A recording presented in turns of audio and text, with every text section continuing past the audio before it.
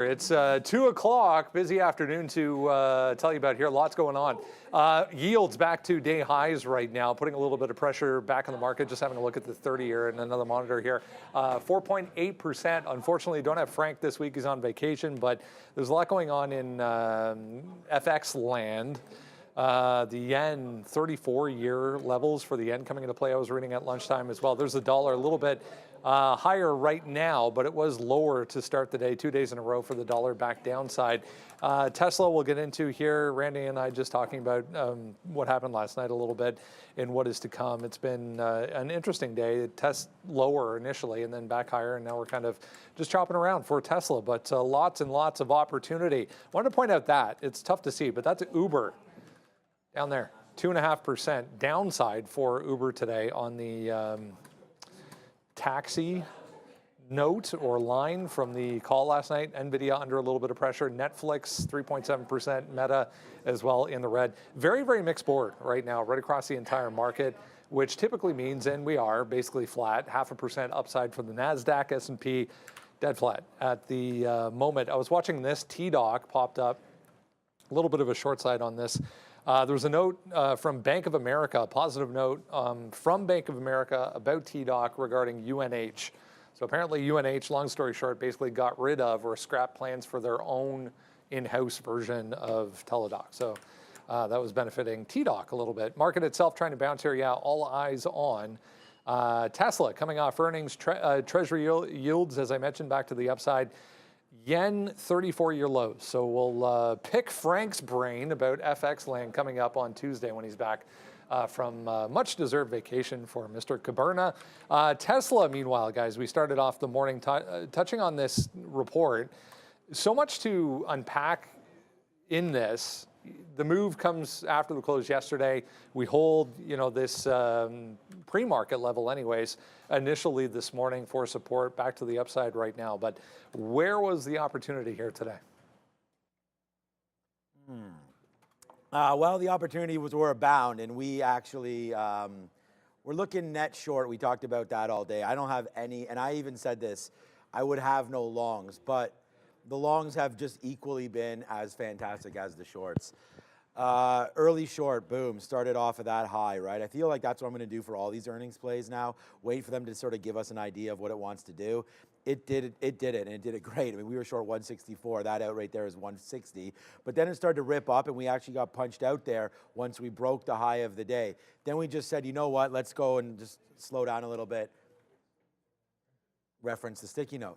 We had written down there 168 as where we wanted to rock and roll. So we averaged up into it. Lucky enough that it came up there. When it hits here, no problem, Randy. When it hits your levels, then you got to be there for it. So it hit it. We were there for it. We'll talk about Roblox. We actually lost on Roblox. Same kind of a trade. Came into our levels and we gave it up. There it goes, boom. Look at this, retest 50 period, retest VWAP. Like this retest at VWAP is 163. That out is at the bottom of the day again at 150. It's another $5. So, I mean, we've done really well here on Tesla. We just averaged in again here at 162. And as you can see, we're starting to take some more out here at 160, 150. So it's been a blast of a day trading this name. Like I said, it's P&L 1. And 2 and 3 and 4 and 5 here on the floor. There's nothing else that's even close. Tesla is the big dog here today. Earnings season's here. And I'm just excited for this because, again, a good play off of some key levels. And like we mentioned, you could get the longs in this name as well. Play, and I was just going to shout out, actually, my friend there at Tim Hortons. Thank you so much for the kind service. I just tweeted this out, and you might have just heard Randy mention it as well. That didn't go out, actually. I'll have to see why that didn't get sent out. But just a big thank you to our friends at Tim's there. He was asking me if we traded Tesla today. And I said, yes. Yes, we have. Good trade here. Comes back in. We're short Tesla again, another 80 cents. Yeah, I got a few positions on just now, but nothing that wasn't already discussed in the midday. Oh, it's a daily occurrence. I'm not. Oh, no, I wasn't. I don't know questioning his integrity. I don't know about that. Anyways, I thought, like, Randy was on the desk. We opened with Tesla. That was a kind of a bit of a fake out there because I just assumed Randy was actually going to. Yeah. Because Randy, look, Look, man, Randy knows his stuff. He actually has a lot to say about Tesla and sort of where they're headed and the good, the bad, the ugly, and all the in-between. He talks about Rivian, a little Faraday future every now and then. That's our automotive specialist. So, psych. Sorry about that. Tesla, we always talk about like having entries, exits. When this was trading, let me zoom out for a little. When this was trading in the morning, I was basically of the mind that I liked it short if we could press into 170. If I didn't think I was getting out till past the 170 level, this close up here is like 172.50. I was waiting at 69.44, very specifically. I mean, look, 69.5, I just don't like putting in 50, so I put in 44. And then to the downside, I liked 154. It ends up not really having, it didn't have the range that I was expecting, which is, you know, I just thought it would be a little bit bigger. I thought if it pressed up, it was pressing up into 170. It didn't get there, so that was a miss. But I did trade. I'm back into Rivian, which we had early off of the, like Rivian tried to break down. Well, it did break down $9, and it tried to hold breaking back above 9. I shorted back into the 915 level off 910s. Reload here is actually at VWAP, so it looks like it's out in the middle of nowhere on Rivian. But there was a sympathy bounce that all these other stocks had for Tesla. Look, Tesla missed every single metric that anything that you measure in an earnings report was bad. Then they came out with the robo-taxi. I guess the demonstration of the app, like it was just like 5 different panels, and it's like this is what it will look like when it's out there. And it was just normal ride-hailing app. And then on top of that, they said Model 2 is coming. So that's great. Those are all concepts in the future, none of which I thought made any sense to be gapping up the other EV names. So we're shorting that pop. This trade is, you've probably guessed it, shorting a trend trade back into VWAP. So I think every trade I have on right now, Rivian short back into VWAP with the trend, ARM short back VWAP into trend, Intel short VWAP back into trend, and BABA is a long VWAP back into trend. This afternoon brought to you by VWAP, VWAP retracement trends. Yes. Like how many times, in the afternoon show, how many times do you hear this? Like let's try not to overtrade, wait for the specific setups. And then the most common one is joining a trend that was already working and then reloading it at VWAP. I don't think there's an afternoon trade I have more. You know, actually, it's not that I know for a fact there isn't an afternoon trade. I'm talking second half today. It doesn't have to be in power hour or anything. Just, I mean, after like 12, 1 o'clock. That's probably the most common setup for me. Tesla, it didn't quite get to my levels. I don't think they're out of the water yet. Like I already dollar cost averaged once at 150, and I'm not doing so again, I don't think, for a bit. I'll give it a heartbeat, if not even like maybe a quarter. All right, we were touching on this NVIDIA. There was a couple of different angles this morning. That run AI. We sat down this morning when we came on. It was not yet a done deal. By the time the market opened, it seemed to be a done deal. It was just a software firm that they bought on the AI side of things for their chips. But sell the news kind of a day here for NVDA after 2 back-to-back to the upside. Yeah, we had a quick defend of 800 as well. That was in play for a while on NVIDIA. The big headline yesterday came on the Tesla earnings call when Elon said he's upping the amount of H100s he wants to buy from NVIDIA from 35,000 into 85,000. As well, he made no mention of AMD's MI300, excuse me, and that was a change because he said specifically that he was going to diversify in both GPUs. So supposedly a good look for NVIDIA, but it sold off. Overall, the chip group, not as strong as it has been over the past couple of days, but we are starting to bounce, as we were mentioning.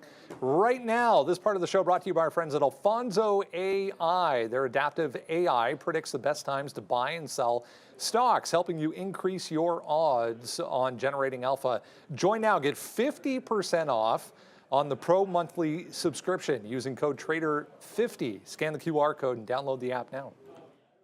Oh, this is cool. What up, Frank in the chat? Frank S. Hi, I saw you at Wellesley Station yesterday afternoon.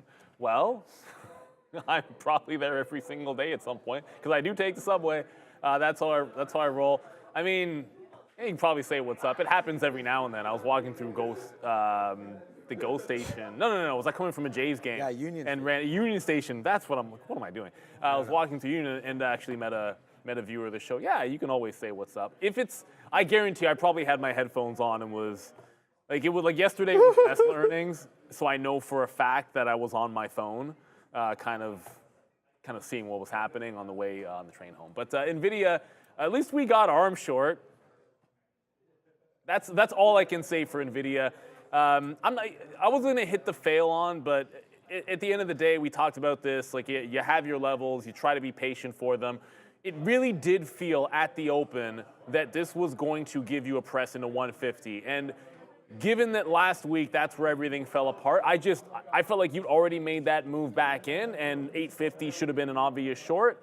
I think that's the clear level. Anybody can see 850. I was willing to give it to 852, but I wasn't willing to short 839 and give it to 852.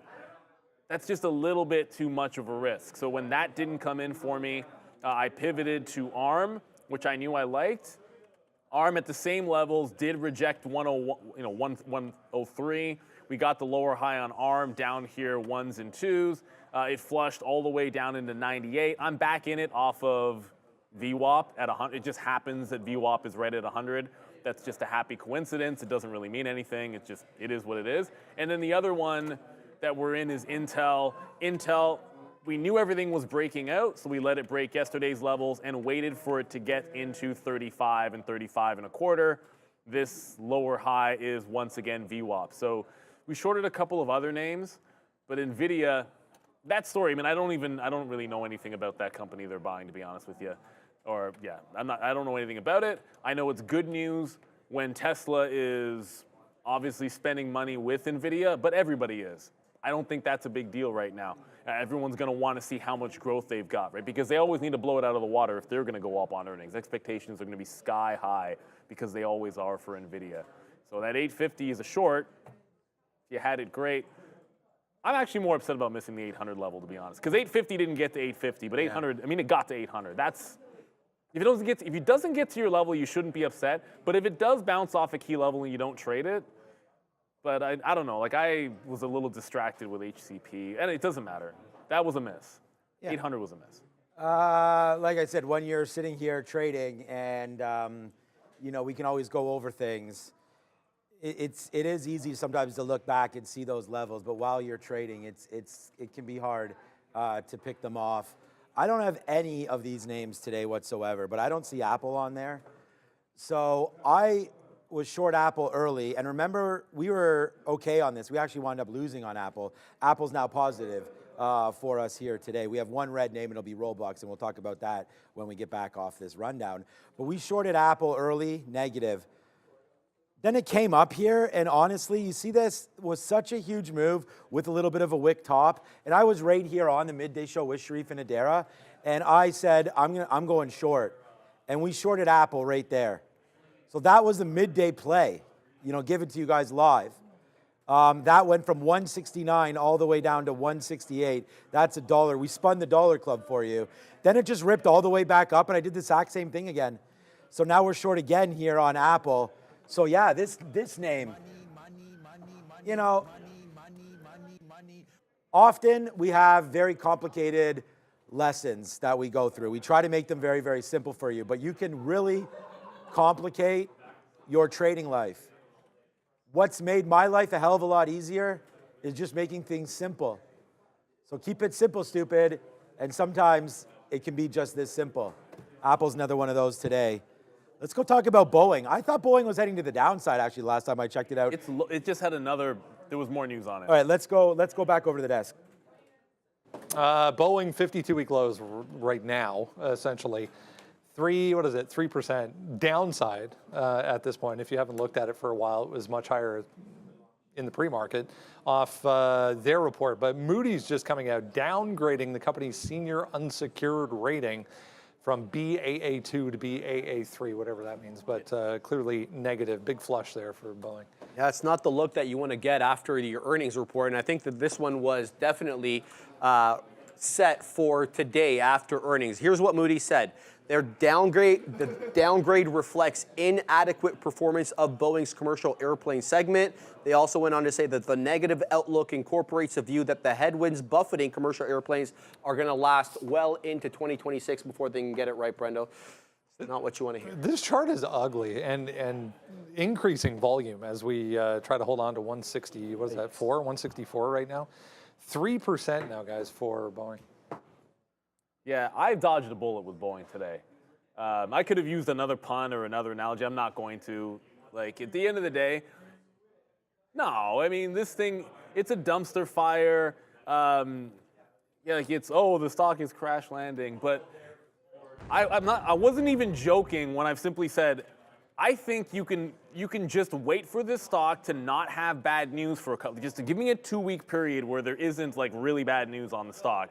And then maybe you start looking for a bottom on Boeing. And clearly, if they're downgrading your debt, like that's not good. It's another piece of bad. The stock was already getting crushed on earnings after the loss was smaller than expected. They showed signs of turning the corner. I did not leave it at one and done. I went 1 for 3 on it. Thankfully, risk to reward being what it is and having relatively reasonable stops, that's what saves you at the end of the day. And maybe I could have gone for it a 4th time and I would have had the bounce back into VWAP. But my plan of action was not to be trading into the into the call, and the call was at 10:30, so I stopped. So I didn't get that. If the call wasn't there, I'd probably try to take it a 4th time, and it would have worked. But my rule of thumbs didn't want to get trapped in the call. So eventually, you have to give up a trade when it's not working for you. That's the difference between winning and losing. At the end of the day, it's how do you manage your losing trades, and do you keep them reasonable? And we got in and out for a scalp trade the first time, but then every single time I went in, adhered to my stop level, went in, adhered to my stop level, and just did not try to fight. I went for my bounce. But you can't fight at something forever. This is just, it's a mess now. What, it's flat bottom breaking, it's fresh lows. Like, I don't, like, how far am I gonna have to pull this chart back out before we even see some levels on it? And is there even a point? And I don't think there is, because it's not gonna be about levels for Boeing. It's gonna be about not having bad news continually hit them. That's it. I'm a shareholder of the stock. Thankfully, not as much as I had a year ago, but I also had a great chance to sell at 260 and was gonna put that money into GE. That would have been nice. Yeah, I want to buy more NVIDIA. That's about it. Okay, so right down here, we are going to run it again. It's 50 cents in the money. It's Apple. It's still going. It's fabulous, and it's fantastic. All right, Boeing. Look, Neil just talked all about it. I don't actually have that much to say about it other than what Neil just mentioned there. We had already gotten credit. I want to thank you guys for that. When we had talked about this on the podcast and live on the show up here, 2:30, when we had this gap fill there on the doors falling off and various Procter & Gamble products being used to quality assurance tests and things like that, you started to go to the downside, dish soap and whatnot. Like, that was a problem. So I feel like there was an easy way. No, I don't want another one, I told you. Okay, thank you. So the guy, I gave all the credit to the guy, Tim Hortons. He gave me the milk, or gave you the milk and me the cream. So now I'm mad. Where's my mug? All right, we are now, Randy, we are now part of the infamous club that we've been a member of many, many times today. But down goes Tesla, again, even further. Off of that top, another shout out to my guy, Brian Shannon, who killed it last night on what show? The Market Recap Show, where what? Where real traders stay late, baby. Thank you, Randy, for that. And there it was again, man. We were talking all about VWAP. And yeah, I asked for examples. We teach. We do all of that every single day on the Market Recap Show. We get tomorrow's trade today. So watch out for that tonight. A new segment, part of Market Recap Show. Join Adara and myself on the desk there afterwards. But all right, so Boeing, not much happening there. I went long on Roblox here earlier today. This was the one that we wrote down at 35.50. It actually came to 35.50 right there. It already bounced off of it a couple times. We averaged it in and was going to give it 20 pennies, and that's what we did. And when it broke down, and then it came down into 35, and I was like, let's try 35. And we tried that a couple times, and then that broke, and then there's a 34.97 out. So all in all, we'll lose about 50 cents on basically 2 reloads. So Roblox is a negative stock for me today, down 4 and a bit. I'm buying this name at some point. Again, I feel like earnings are what's going to lead the way here. And we've already raised capital by selling some Google, which is a mistake, and selling some Meta, which is about flat. So I'm waiting for a couple more moves to the downside, and especially a flush in Uber to see what that happens. You know what would be really funny? When this guy potentially changes his mind on some of the timelines, then I really think that Tesla could crash. I was thinking about that. I might just get out of all of my Tesla because I think this is a story for many years down the road. All that Elon has to come out and say is that his timeline for these robo-taxis is like 2026, and this thing is down 40%. Well, that's a guarantee. When was the last time that Elon Musk set a timeline that they actually hit? I don't know. That's why I'm thinking about it. I actually can't think of a time. So like that's why like my approach is, you know, like I won't even consider another buy until at least one more quarter. That's it. Like maybe it's next year, maybe it's next quarter. I'm kind of thinking it like I was gonna put money into Intel, and now I'm like, I'm not even thinking about that till the end of the year. Maybe we'll change our minds. I think Tesla's kind of into that bucket. But it is what it is. At the end of the day, I mean, I like them long term, and if your time horizon's ever, then it doesn't always matter too much. But I'm with you. Like I sold some Eli Lilly yesterday, and when I do that, I'm always itching to get it back into the markets. But sometimes you just got to be a little more patient. Let's talk about China. And I didn't only put on BABA just because the topic, and I don't think any of us traded Chinese ADR. Yeah, 2-3 days now in a row. Nice look for some of these Chinese ADRs. Really wasn't anything specific outside of the EV angle we were touching on this morning. Some of the Chinese ADR EVs higher on the Tesla report. But here's Alibaba. There's 3 days now. We just took out the highs as well. So, I mean, it hasn't been a huge range, but nice and steady to the upside here. Yeah, UBS really leading the way here, Brendo, upgrading China to overweight, basically saying the following. They like, one, the interventions from the states, from the state there, pumping funds into the economy. They like that. They also like the positive surprises in dividends and buybacks from local firms over there.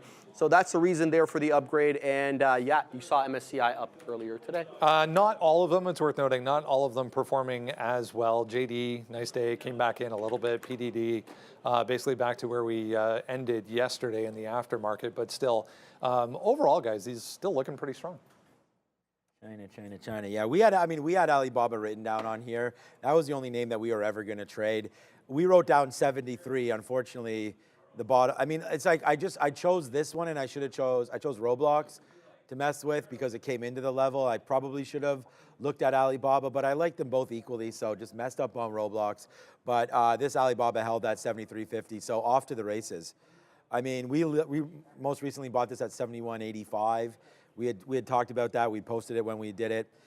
It had gone up for us, then back down, and then, you know, in that demolishing moment there on Thursday, Friday, we did touch below 70 and into 68. So what a good level there to have been bought up by. But yeah, I still like Alibaba. I think it wins, and I think this is a hold for a very long time. So I want to be averaging into Alibaba. I really like the trade, but I'm not in it right now. But we are in right now. Tesla and Apple both starting to head to the downside. I think this market sells off again. Maybe I'll get involved with the NASDAQ pretty soon.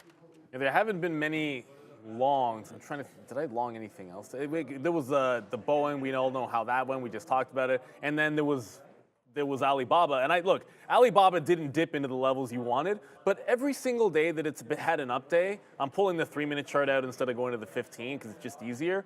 In the afternoon, dip off of VWAP and makes a fresh high. It doesn't necessarily go really far. Like that's 68.70 into 69.40. So you get about 40 cents out of it. In the afternoon, it's above VWAP, doesn't quite get there, but it does make a fresh high. It does give you VWAP earlier yesterday, like right in here at about 11, and then kind of makes a fresh new high and pulls back. Today it was a little bit tighter where it held the bottom. You can see it, like it breaks VWAP, then it consolidates off VWAP. Like it gives you this trade. Like it breaks VWAP, there's a consolidation, breaks consolidation in here, took 74.03. Underneath VWAP is 73.90, so you get about 10 cents worth of risk. Takes them out at 1-to-1 and 2-to-1, then it makes a fresh high. I'll get out at 74.50. Like this isn't an upward trend. And on the daily chart, it doesn't look like anything special on the daily, but you know, this is now 3 days in a row of pretty solid up days on Alibaba. And the last time it did something like this, it got to 77, 78 and turned around. So why can't it at least get to 76, 77 this time through? So Alibaba on a decent run. It's the only one I looked at just because we were saying Li Auto's probably a short. Li Auto never got anywhere near the level we wanted to short it this morning. But it's a flat bottom break. Not all ADRs are up. We made the distinction. Try to separate the Chinese ADRs being up with Li Auto, which has broken major support, and only going the other direction. I don't know where the bottom is going to be for this one, but it sat out a lot of the move down that NEO and XPeng had. So if it's playing a little bit of catch up, I don't think you want to catch this falling knife yet. Afterwards? No. We were just touching on the TikTok updates. Yeah, the CEO actually came out after that announcement that Biden had gone ahead and signed the bill and basically said, we're not going anywhere. Like, they're going to fight this in courts. It's going to take a long, long time for this to have any sort of resolution. But it was open and straight to the downside here for Meta today. We were talking about Meta on this note this morning. Straight southbound all day. Oh, yeah. I mean, it was a sell the news kind of event today. We tried to take multiple opportunities on Meta, but it was a bit of a tougher trade. Here is what TikTok is saying with respect to challenging the current legislation. They are going to challenge it on First Amendment grounds, and there is precedent for that. There was a judge in Montana last year that allowed that to proceed. In addition to that, the American Civil Liberties Union coming out and saying this sets an alarming global precedent for excessive government control over social media platforms. I think that this is going to be subject to the details of the legislation. Does it give them willy-nilly power, or is this specific to the current circumstances? We have years before we find out. Probably. Yeah, it's going to take a while. Snap was the same, worth noting. Open just went straight downside all day. Lawyers will make money. It'll be fun for them. Yeah, I told my kids, be a lawyer or be something like that. Lawyers got to get paid too, right? Like Don't be a trader. It is what it is. Meta, look, I actually, on my note, I was like 500 dip. And it was just more of like if it fills in the gap, there's 500. But at the open, if you're watching the open, you know I was looking at the chip names to short the pop in that moment, and then Rivian came in there. Tesla looked like it had a chance to hit my level, so I wasn't sitting on the bid or anything of Meta when it bounced off 500. And the best you can do in this situation, like that was your bounce play, this wick right in here, it comes back in, didn't take it. Because at that point, it's lower highs and screaming down and relatively weak. So the initial bounce would have been good. After that, it's a bit of a dumpster. It's down 1%. I'm not going to use dumpster fire is ridiculous for a stock down 1%. Yeah. Let's reserve that term for. I know we always sometimes I do it way too often where I'll look at a chart like this and overstate it. Boeing is dumpster firing it up. EVs are dumpster firing it up. Like Meta pulling back 1% isn't anything like that. Snapchat, however, has held $11. I'll give it that. Clearly, there's some support at Snapchat at $11. We've now seen this twice in the last few days. Look at the daily chart. It's putting in a higher low, and this is right at the $11 level. Sorry, check that 3 times. My bad. This is the 3rd time it's actually bouncing off the $11 level for Snapchat. So if we do test underneath and hold out this mid-90s area, maybe there's a long. Maybe we're looking at that long tomorrow. The other way to play that is if it breaks 1090, it's a flat bottom break to the downside on Snapchat, and it joins the rest of this heading down. But good look if you tried Snapchat off 11, but you really needed to be short both of these names today. And I mean, I didn't really look at. You traded Google. I think Google fared a little bit better. Yeah, Did you trade Google today? Yeah, I traded Google today. Yeah, Google was a good one. We were long Google. We hit that one. Look at this, 158, 157.50 again, as it was written on here. And yeah. So we do a good job holding some of them, and we do a bad job holding others. This came back down to flat. We could have got long again at 157.50. It's getting to the point where I'm getting to be upset. Like we just need to follow our own rules. Like, it is painful. Shout out to Tim Hortons. Here's what I was telling you, Sean, Randy. Wrong coffees, though. Here it is right here. Is that stuff actually happening? What was that? All right. All right. Yeah, I don't. I saw something else on Instagram. I was like, what the hell's going on? 157.50 right there. That's a level, and that's the bottom of the day. So, I mean, yeah. Missed opportunity. And then we also wrote down Meta. NVIDIA is coming back up. Yeah, back down.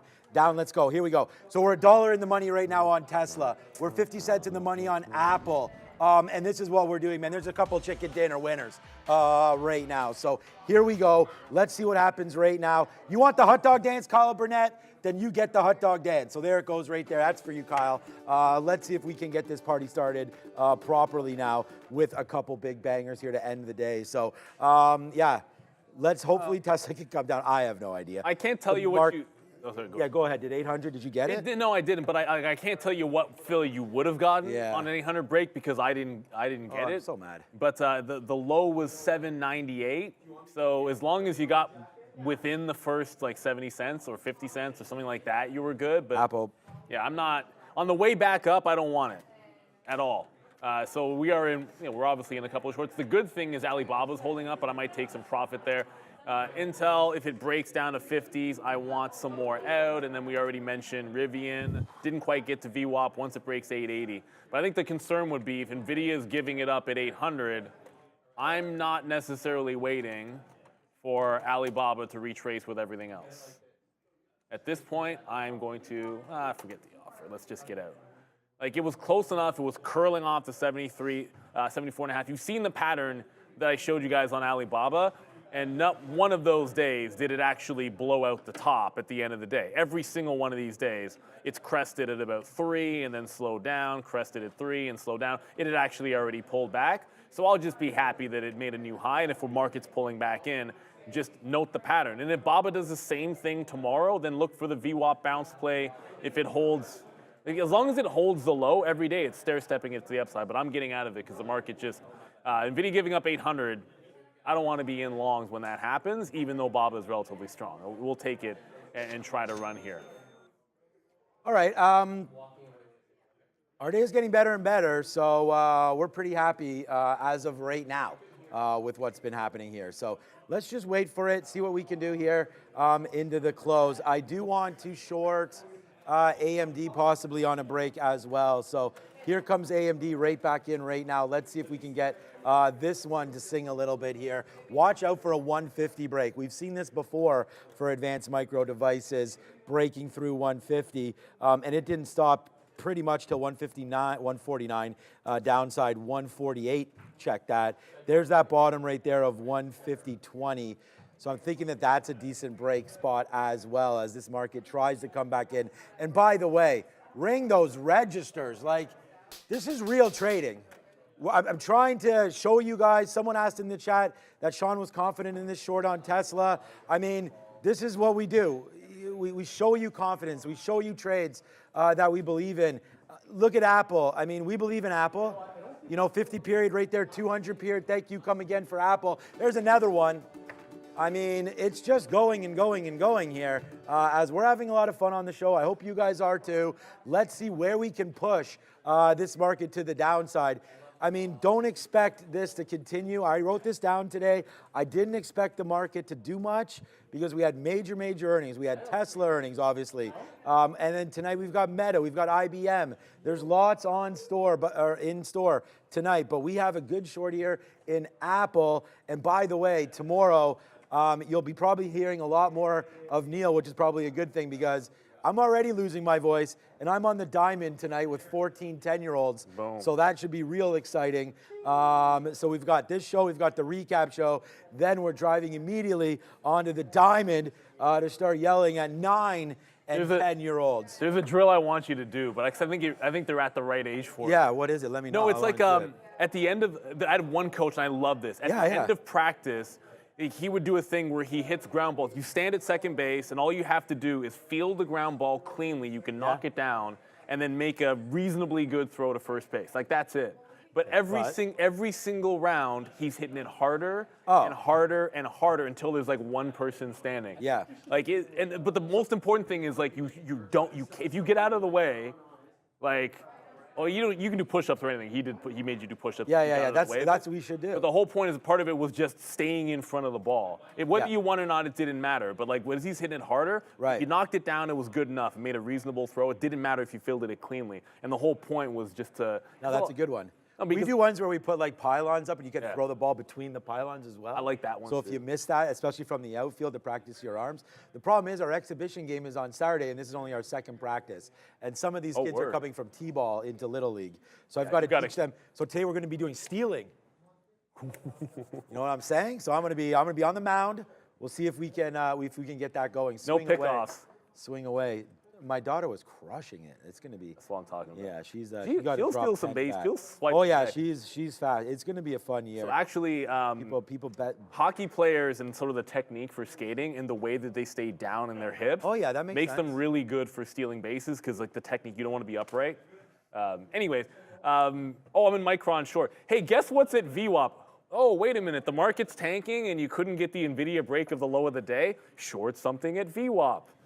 This segment brought to you by IG. Well, there you go. Brought to you by IG. What up, IG? Shout out to Frank Caberna. But also by VWAP, which is literally every single trade that I have on right now. This is it failing VWAP, giving it to the lower high, and let's see if it breaks even lower than this. I don't know. I get like all excited about. Like I like baseball. I love practice.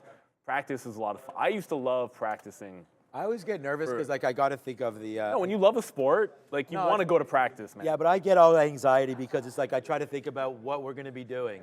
You know, like what drills are we going to be doing? What this and what that. So that's always in my mind. That's funny. I have a game with my kids, says Kyle. It's called Daddy Throws Rocks if they don't run fast enough. Yeah, be careful with that, Kyle. Yeah, my kids could probably outrun any of my rock throwing, so we'll wait for that one. But I mean, rocks? Like, yeah, I try not to throw rocks at kids, especially other people's kids. You know, a lot of the parents like to stay there for practice. I know you're messing around, Kyle. You know Kyle. what I mean? Okay, what are we talking about? Practice? Yeah, where's Allen Iverson up in here? All right, what are we talking about? Apple? We talking about Apple? There it is, nice little move downside for Apple. Here it comes in, and this is not Boeing. This is a chef that's in a plane, and there we go. So you do get that down there, cooking down into the 200 period, moving average. Tesla now $1.30, $1.40 in the money. Join me tonight with Chris Breter. He wants to talk all about the chip names. He's got a trade that he noted from ASML last week that triggered some of these trades. He'll talk more about that. As there goes Nvidia, man. We talked about this. Where's the emperor's clothing? You know, yesterday well-dressed, but today giving it all back again, touching the 50 period. I think Neil might have mentioned this to me off camera this morning, but like Nvidia hovering underneath this daily 150 period moving average. If it doesn't break above it, that's not good heading into earnings. I still do think after that rejection today, we do retest this bottom again. 666. So I actually just put, you reminded me, I actually will be, I mean, we don't do it while we're on the show, but Eli Lilly's coming. I think it was May. I know you just sold some, but that doesn't, I just don't have that many shares of this.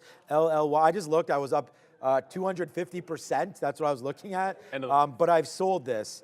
No, just in my portfolio on this name, because I didn't buy this name till 200 something. But where do they report? Yeah, April 30th. So it's next week. I think this name, these guys guide higher, no? I mean, so that's what I'm looking for, is names that can guide higher. You know, we've talked about GLP-1 and all that kind of stuff. They're now being sold at Costco. You know, good possibility there. You know, is it, and I see my guy Raheem over there. Shout out to this man. Look, gold, the minute that you see Costco is selling bars of gold, potentially that could be the top, for sure. No. But it shows you that there's a heck of a lot of interest in what we're talking about. It's like when you get into the Uber and they're like, should I buy Bitcoin at 73,000? And you're like, well, I would have liked this question at 16,000. If my dad asked about gold, that's the top. My pops actually, not making this up, when Bitcoin failed the 70,000 push, I will never forget this because that high was the day after I got home and my pops was coming by and we were chatting and he said, should I be investing in crypto? And I was like, I'm not going to tell you how old my dad is, but suffice to say, I was like, too old? I'm like, no. Like, what are you talking about? I'm like, no.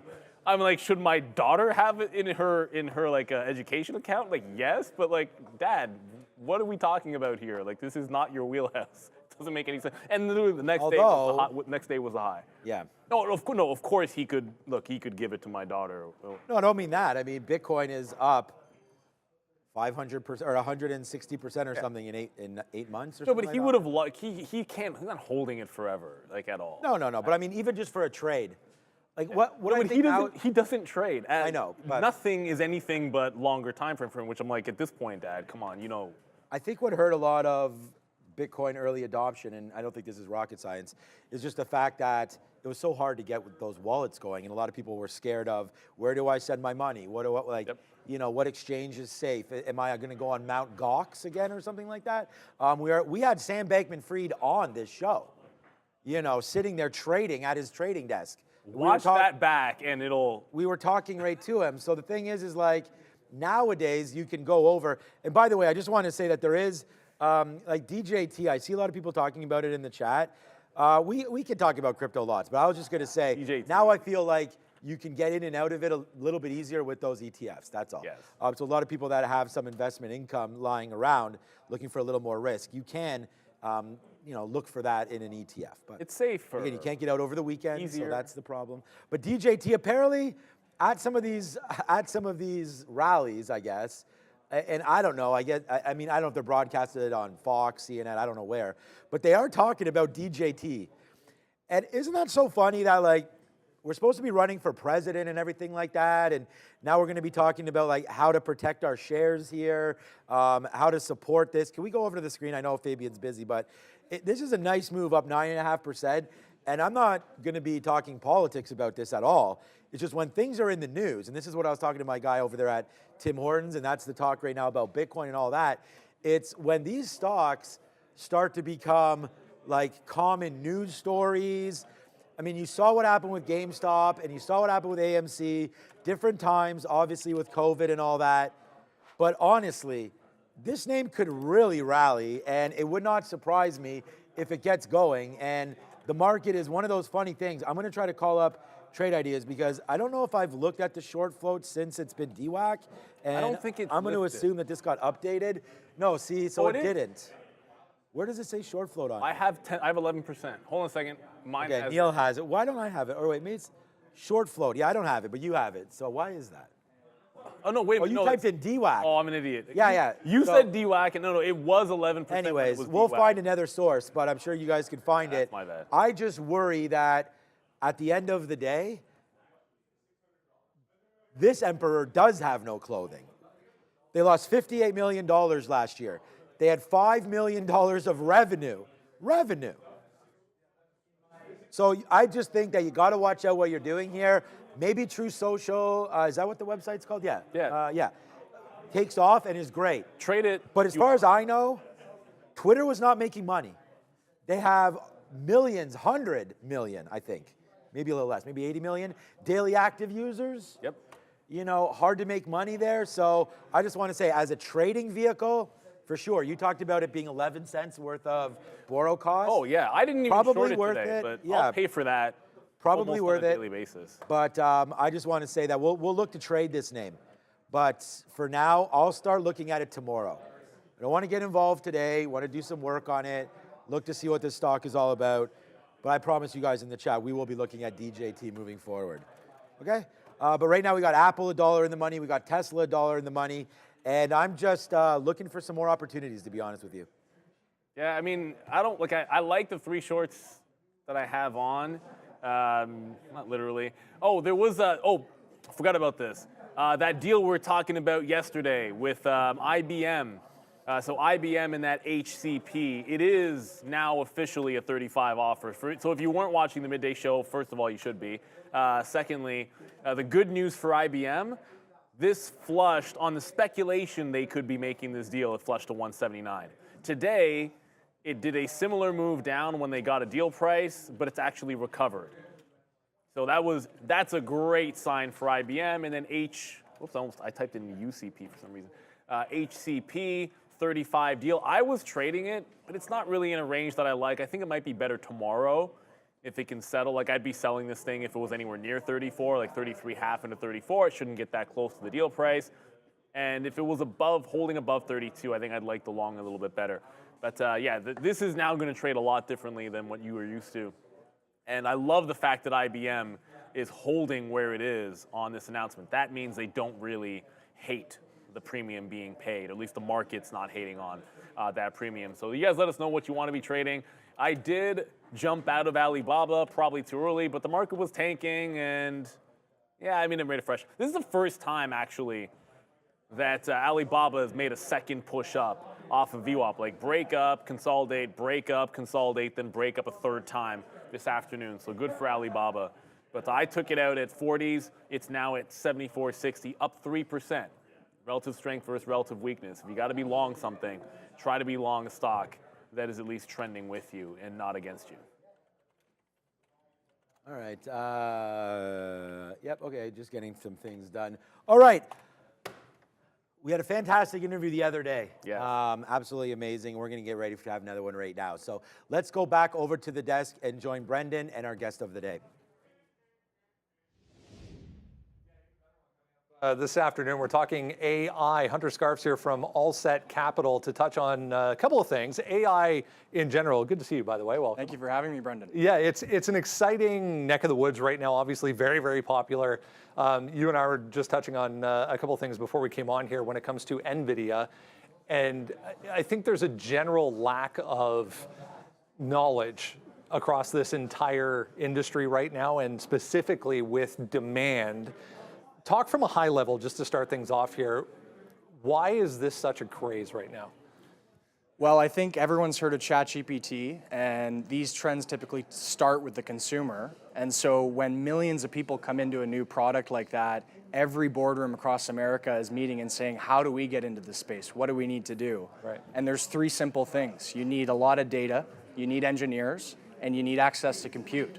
And so all this cash that's coming in from a Fortune 500 level into buying these machines, these H100s from NVIDIA, is really generated by this realization that there's such a level of curiosity and speed of adoption at the consumer level that's coming in. I think people are just saying, and you know, serious people, board of directors at Fortune 500 companies are saying, we need to be in this space and we need to be in it now. And so that's what's causing, I think, a big part of this huge demand at NVIDIA for their GPUs, because OpenAI, ChatGPT, Grok, Bard, all these models that you've heard of are trained on hundreds, if not thousands, of these GPUs. And so that's where all this big demand is coming from. Yeah, we heard from Elon last night talking about more coming Teslas. That's for their Dojo computer. Exactly. Right. Yeah. Perfect example. Perplexity as well. I saw the other day raising capital in their journey, trying to get to somewhere with their AI. Let's touch on this deal. News this week. So Allset, just so everyone's up to speed, Allset has a 49% ownership in Cedar Cross. Correct. Which, I mean, I'll let you explain this. 2.3 million Canadian, which will provide or give them the ability to, you can fill in the blanks. Yeah, for sure. So firstly, at a high level, Allset Capital is a public investment issuer. Sure. And the company's focus is on finding the most accretive and exciting investment opportunities within AI for its shareholders. Right. And so the great part about that is, you know, we closed a $6 million private placement in March, and that gives the company the capital to go and chase down really exciting opportunities in AI. And one of those opportunities is Cedar Cross International Technologies. Cedar Cross is 100% focused on AI infrastructure. They want to be an owner, operator, and leaser of H100s, being the most advanced right now computer from NVIDIA.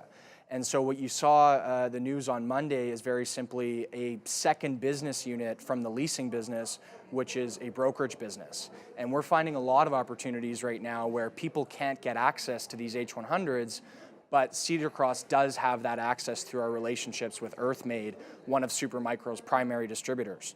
And so if we find a customer for H100s, we can match them with a machine purchase from through the relationship with Earthmade. And the margins aren't in that business aren't as great as the leasing business, but it just creates more non-dilutive cash for us to go buy more servers and build up the leasing side of the business, which has the juicier margins. Where's the market here on maybe this side of the border, for example? We hear, you know, globally and in the U.S. specifically. What can investors maybe look at on this side of the border as the next opportunity? Well, listen, I think it's one of the only good decisions Justin Trudeau has made. As Prime Minister, he announced $2 billion in AI infrastructure investment as part of his next budget. Yeah. And so that is very promising for one simple reason. Canada has tons of AI talent, but very limited access to infrastructure. Right. And you saw a few weeks ago, a Globe and Mail article came out that said, Canadian AI infrastructure does not compute. And ironically enough, 2 weeks later, there's $2 billion in the budget. Yeah. And so I think that you're going to start to see a lot of momentum in the Canadian space where everyone from, and again, it's not just early stage technology companies, it's financial services, healthcare, big industry. Any company that has access to data is going to want to apply that with H100s or more advanced computing when it comes out to turn that into models, products, and agents and AI. So really, from an opportunity perspective in Canada, you can, I personally think you can look at the entire spectrum of company. There's seed, Series A, all the way up to growth private technology companies that need access to compute. And then there's the big players that also are looking for it as well. Lots of demand here. A lot of the questions, I think, at this point is the upgrade cycle. Yes, the H100 is here and a great opportunity right now, but what is that going to look like on a time frame? I mean, we're obviously just speculating right across the board, but what is that going to look like on a time frame going up 2 years, 3 years?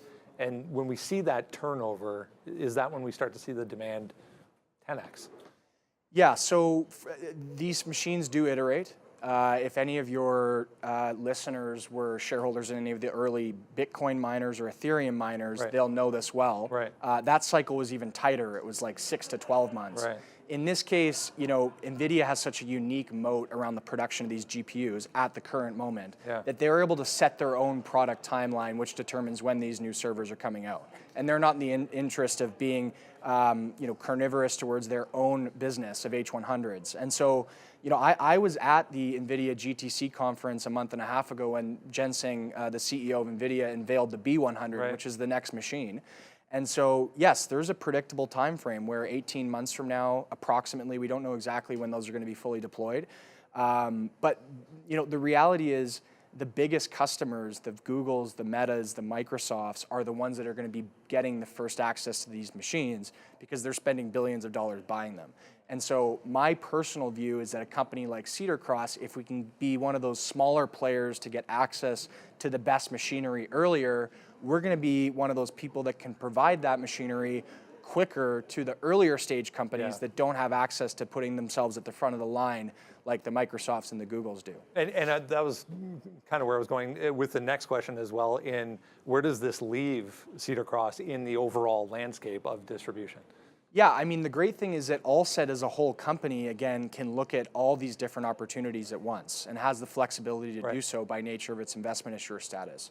And so particularly with Cedar Cross, I believe that their best course of action is to always be buying the newest iteration of hardware.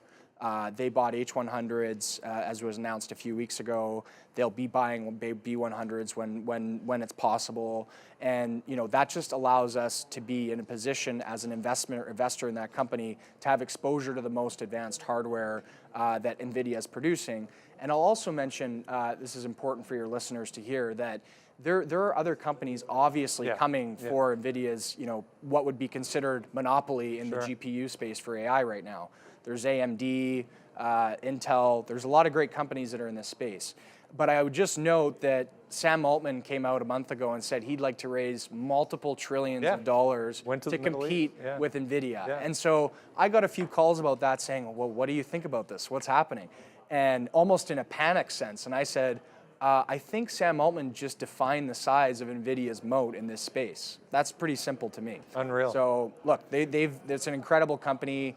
Jensen in particular is an incredible individual. So I think they've got a huge runway of what they're building. And I can't remember or recall just sitting here, but there were some headlines that came out regarding him being successful in raising something on that trip that he took over to the Middle East. Sam Altman, I'm referring to in that. Yeah. I don't think there was ever actual numbers disclosed, but they have a lot of money over there, so I don't know exactly where it landed either. But I'm sure there's capital coming from that part of the world into this space. It's early days, and I don't think people understand the extent of how early it is. Look, this is my own personal opinion. I believe that we're in the first inning of what's going to be a multi-decade trend in technology, and I just point back to the speed of adoption of ChatGPT, just as an example that everyone will recognize. They reached 100 million users faster than any other consumer product, Facebook, WhatsApp, whatever. ChatGPT is very, very far ahead in the #1 spot there in terms of the speed of what, and so to me, it's the speed of adoption and curiosity at the base consumer level that leads me to believe that that trickles up into this capital allocation for AI that's going to lead to so much excitement and development over the next few decades. More to come. Yeah, KSUM on the TSX Venture Exchange here in Toronto. If anybody wants more information about the firm itself, where would you send them? Yeah, absolutely. So you definitely follow us on X now, not Twitter, Allset AI, that's ALSET AI.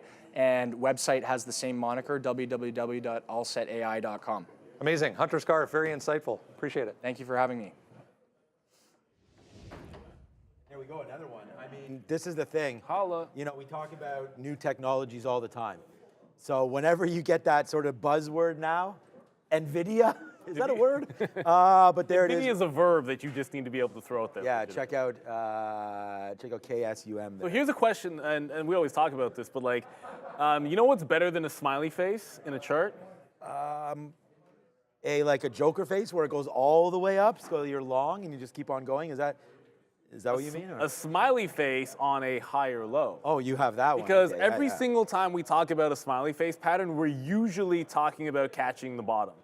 Instead, it's like move up and then a smiley face. And again, you know, you have to respect an officer not wanting to pimp out their stock in the chart, but that's, you know, we're here to show you guys the good. So we appreciate you, Hunter. Thank you for that as well. Looking sharp. The thing is, when Raheem comes I like through, that blue. I like, you know, like that the blue. North Carolina blue. Raheem tees next Thursday. tees next Thursday with the Preakness. He's into it. I'm So not. we're gonna get some picks.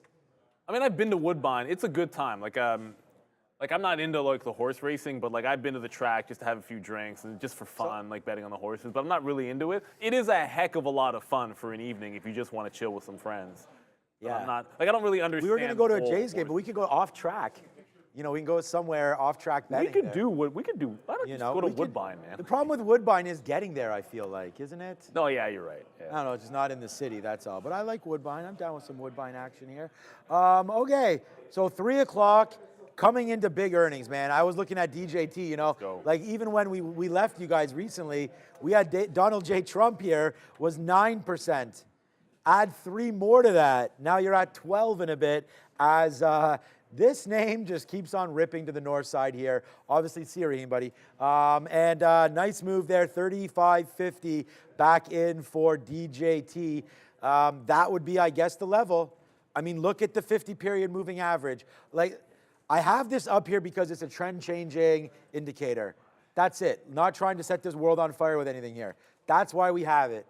And it hasn't changed trend at all. It tried to here, but the best part about when you have a 50-period moving average or really anything, I use these lines as ideas, but at the end of the day, I like to think that we're trading off of levels. And so I just draw this line there at 34.80. So if you do come into the 50 period, that's a tough one right there because it's the first time and you don't have this level.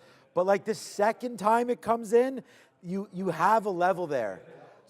So this is why I wind up losing on names like Roblox and things like that, because when we break lower, everything is fine, but the problem is that's your out. So sometimes it saves you because then you get all the way back into VWAP and or the 200 period and you're like, oh, that was great. And sometimes you can get wicked out as well.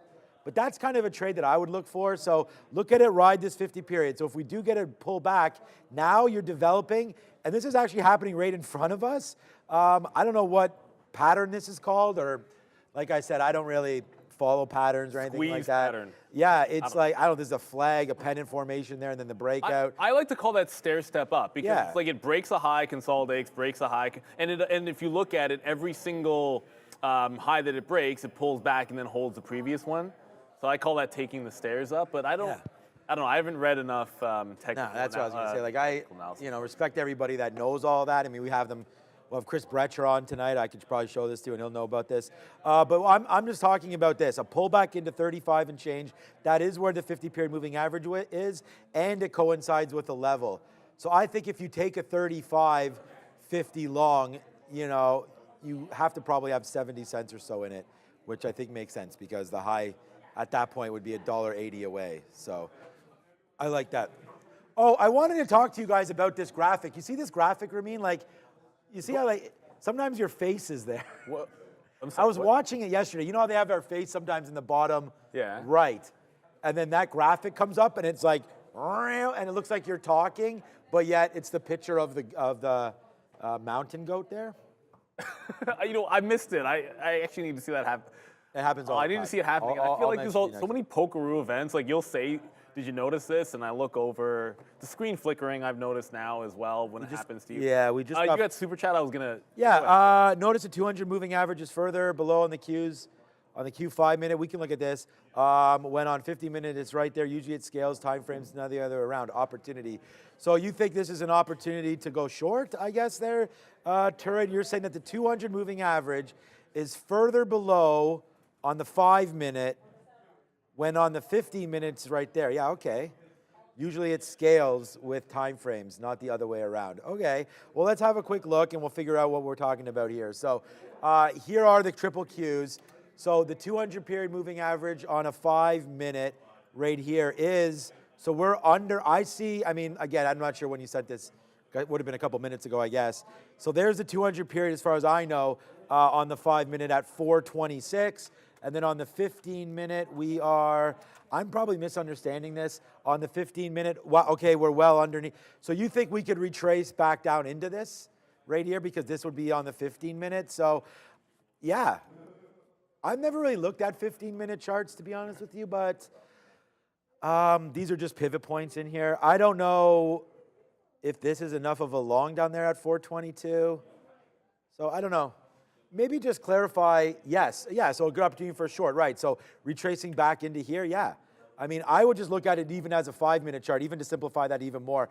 And again, I would love to comment on that. Let's study that chart pattern.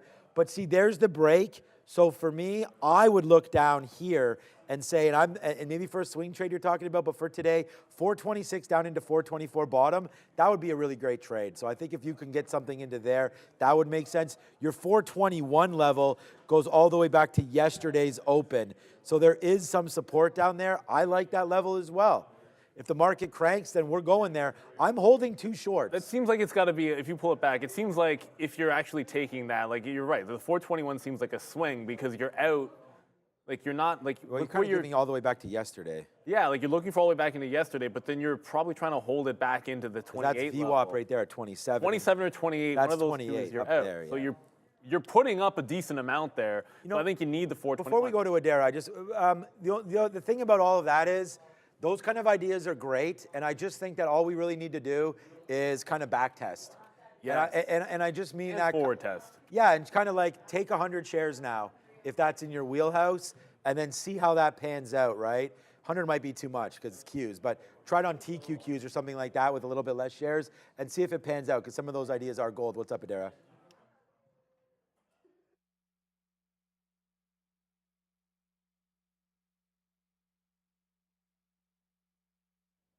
On central bankers, geopolitics, and economic data? Apply your macro views with a Forex account at IG. Currencies like Euro and USD can require as little as 2% margin rates and offers $0 commissions trading using a Forex account at IG. For a limited time, traders can open, fund, and trade with IG for up to $10,000 in funding bonuses. Terms and conditions apply. Well, he works, we were talking about where, thank you for that, check out IG right now as well, but we're talking about Chef Joe. Yeah, he works in New York at the Marriott, I believe. My whole thing is any Americans that have not checked, if you've never been exposed to Trailer Park Boys, which is a Canadian show, then almost all of you are going to like it. A couple of things here, because we got to talk about the markets. That Micron, brought to you by VWAP. Thank you, VWAP, again. It just pulled back into this level, which is 110.5. I just took some out there. Maybe we get a shot to reload it. Maybe we don't. So we're just in this off of VWAP. We're in Intel off VWAP, which is making a lower high. I'm bidding 34.55. And then Rivian as well.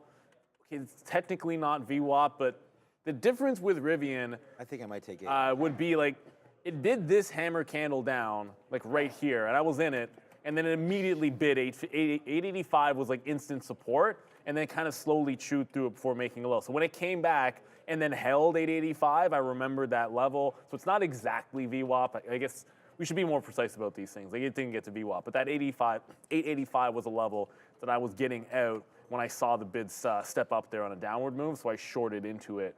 And now we're headed back into the low of the day. Looking pretty nasty overall for these markets. Nvidia just still can't hold on to 800. 795, as the NASDAQ is so close to red. I'd say we should put a poll up, but is anyone even going to vote green at this point with the trend as it is? I'm doubting it. But I think it would be more interesting, like, what do we think of Meta tonight? Because Yeah, that'd be a good one. yeah, like let's do a Meta one. Obviously, Meta, it's going to move. I don't know what the expected volatility is going to be on this thing. We can do one of those like red, green, or flat. I'll throw that one up there. But we'll just call it has to be more than 1%. Anything up or down 1% is flat, and then anything else is it going to be red or green? I tend to think when you're up here this much, there's more risk that you just can't get it perfect. You know they're going to make a boatload of money. We know that's going to be true. We know they're going to do better, relatively speaking, in advertising dollars than their cohorts, because they usually do. But then we don't know the comparison until we actually get Google and the others down the line. But I'm probably going to vote for down. But then I voted down yesterday on Tesla, and that was wrong. So Yeah, I mean, that's the problem. And we said last time Meta announced a dividend, and that came out of nowhere, and that shot the thing up 24% or something. That was ridiculous. On last earnings. I have a trade idea for everybody. I'm going to be going short right now on AMD. This is a play that I'm happy taking.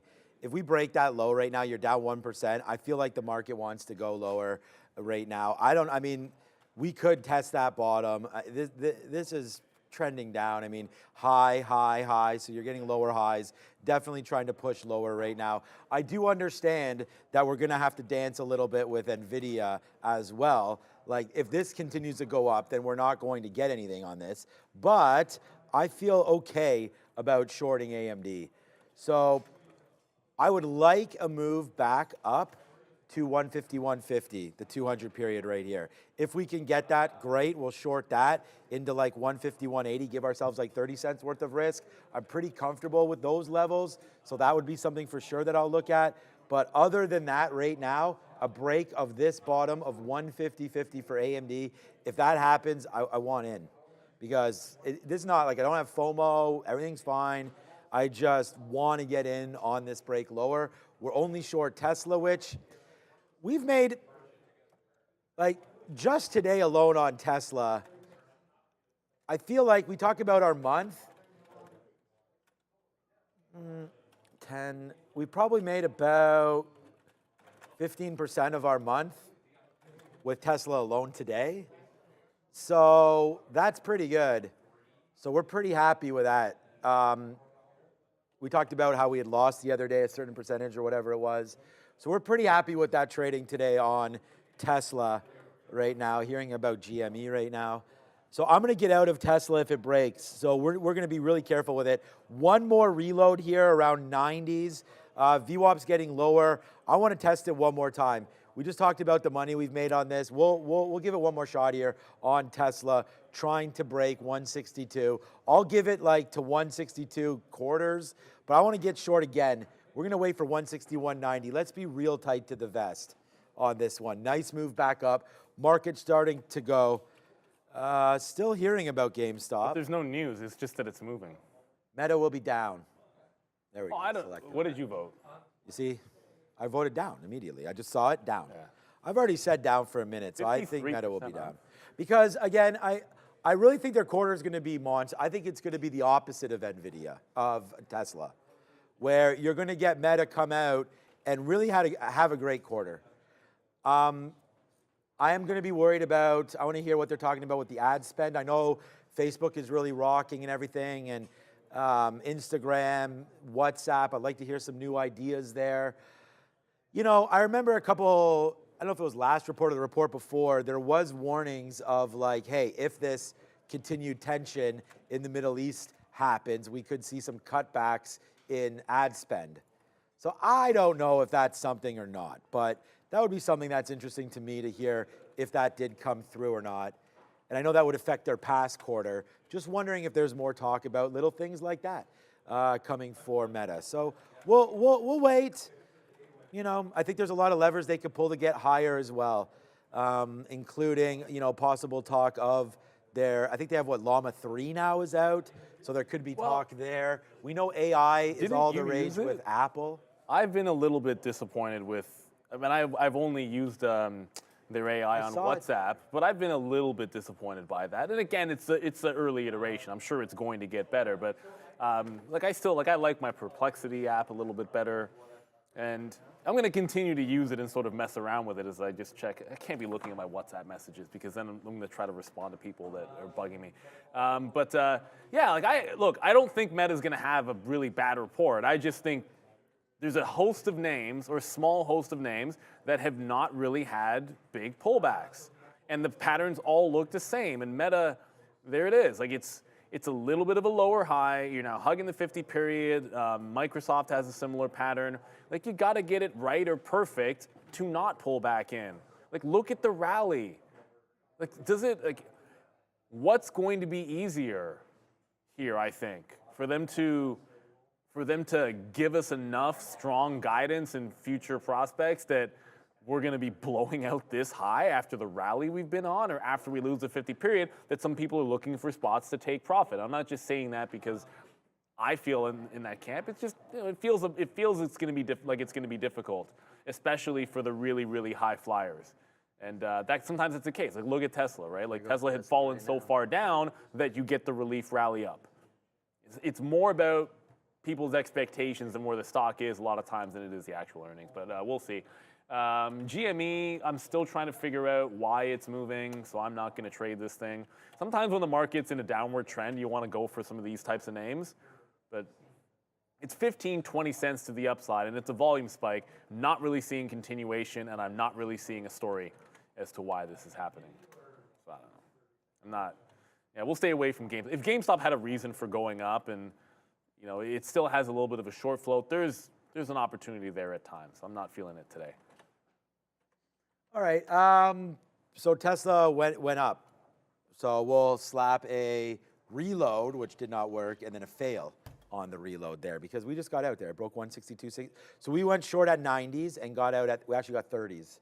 So we had that break there of 25s, and we got 30s on the break. So there's my last out right there. So we shorted that. We got out of 75% of it or so, maybe a little bit. Oh, it doesn't matter. These were all average prices. The big trade was off of 168, which was that sticky note level that we had mentioned a couple times. I'm wondering about this little battle back here into the 50 period. Let me check on our friend AMD. Palantir's at 2150 as well, a level that we'd written down. We could have a look at that. We didn't trade Palantir yet. Oh, so AMD is at the 50 period right there. That's kind of interesting as well for AMD. I was still looking for a little higher than this, up into 152, but 150, 150, I think is a breaking spot that I like. What's up, Adara? Thank you to our sponsors at Kalshi. Have you ever wanted to trade in events that directly relate to companies and the economy? Kalshi is the first legal financial exchange in the U.S. where you can bet on any event. Ever wondered if TikTok will be banned, how many cars Tesla will ship this quarter, or what a new movie's Rotten Tomatoes score will be? Now you can use Kalshi to put your predictions to the test and trade on what you really know. Visit kalshi.com/tradertv to sign up today and grab a $20 bonus after depositing $50 exclusively for the first 500 people using promo code TraderTV. It's easy to get started. Choose an event, like whether Boeing will have a new CEO this year, currently priced at 76%. Buy 100 shares at 76 cents each, and if Boeing announces a new CEO by year-end, you cash out $100 on your $76 bet. Don't just watch the news, profit from it. Join Kalshi's 100,000 users and dive into diverse markets, make your moves, and potentially profit from global events. Kalshi.com/TraderTV. All right. Yeah, and well, I just looked at that board. And it's like, well, you know, we were just talking about the Bitcoin, not Bitcoin. We were just talking about the TikTok bill, whether it get passed or not, right? So Yeah. I mean, that was literally yesterday. You could have made that bet. I don't know. I forget exactly what it was paying out there at Kalshi, but Always interesting. We like to trade in here. This market's starting to cook to the upside a little bit. I mean, it's not anything crazy, but it's starting to get back in. So I reloaded off VWAP on Micron. That's about it. Oh my goodness. Darwin just goes Kaushi. Will BAVA break 75 today? Maybe. Definitely got out of that too early. 3%. You want some actual strength? That's not a fair thing to say. Because it's like I'm throwing shade at GameStop. GameStop up, and I'm like, I'm not going to touch it. But I think this is a stronger move in Alibaba, and we can see it's supported by a trend as well. But this is headed definitely for a test, I think, of that 77 level. Check that 78 level. 78's the big level in here for Alibaba. If this breaks out 78, give me a close above 80 and the 200 period on the daily, and I think that'll give you some signs. Enough of a reason to look for an ad. I don't even know when they report. Let me just double check. Alibaba, middle of May 16th. So you got some time till earnings for it to do all of that. I think it's a good sign. It's not as if their numbers, I mean, they've been fundamentally quote unquote cheap for a while, so I don't think you have as much risk when it comes to that. So I'm not reloaded in Rivian, and after seeing that Tesla move, I might not do it. It's right back at our entry point-ish. But I reloaded Micron. Intel I'd probably still do at VWAP. Rivian, not really moving much as well. Like this either works and gives me the low of the day again, or we'll just have to, I think we bugger off that one. I'm gonna bid the low of the day and see if we get it. Need something else that I like at this price, maybe for some opportunities. Like what do I like that's a long side?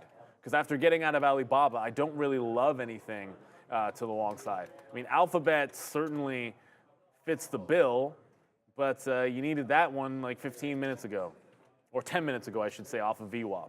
Alphabet's strong, but I'm not buying it up here. You give me VWAP and I'll take a chance, and you're risking 20 cents. And the high of the day is like 80 cents higher. I like that setup a little bit better. But still hanging on to the shorts, but I will not be reloading Rivian. I already did reload Micron, and we're not there yet on Intel. We'll see what's up. Mo Fun says Meta will save the market tomorrow. Could. Actually, What do you mean save the market? Well, I suppose get it out of market this is what, little 3%? pullback that we had. Yeah. I mean, look, the market's I not feel like we're getting psyched up about saving of this market. Yeah, let's look at the NASDAQ. We're just right back to where we were when things fell on Friday. So if anything, you could make an argument that after that big flush that we had to end the week, Tesla already did its job, and Meta would just be kind of propping us up a little bit more. I don't know if we're really saving anything. Yeah, exactly. Could Meta be strong enough to push us to 18.5 or 1800, like one of those next key levels up? I think the answer is yes, but you still have Alphabet after that. You still have Apple next week. You still have Nvidia in a month. Yep. I think almost exactly 1 month. You have so many shoes to drop that might be arguably bigger than Meta before we're talking about getting back to, I think you're talking about getting back to all-time highs. I don't think Meta has any chance of doing that for us. Not with Apple, Google, Nvidia to come. I think the chips matter too much. All right. I was just going to make sure, a message to my wife right here. Okay, so we have a new position. You know, we mentioned AMD short 5150. So we did that. It just touched into 30 and stopped. My first bid was down at 51, so I was thinking about that. So hopefully we can get that filled down here into 51.30. That would be a nice little bid if we can get that. So we'll see if that hits down 51.30. We'll take I'm only going to take 20% off. So I'm bidding right here, right now. Hopefully this fill. Come on. If it stops at 31s, okay, there it goes. Okay, so we get the 30s. So there it is. Nice little trade there, trying to break a little bit lower. It's only 15 cents, and it's only 20%.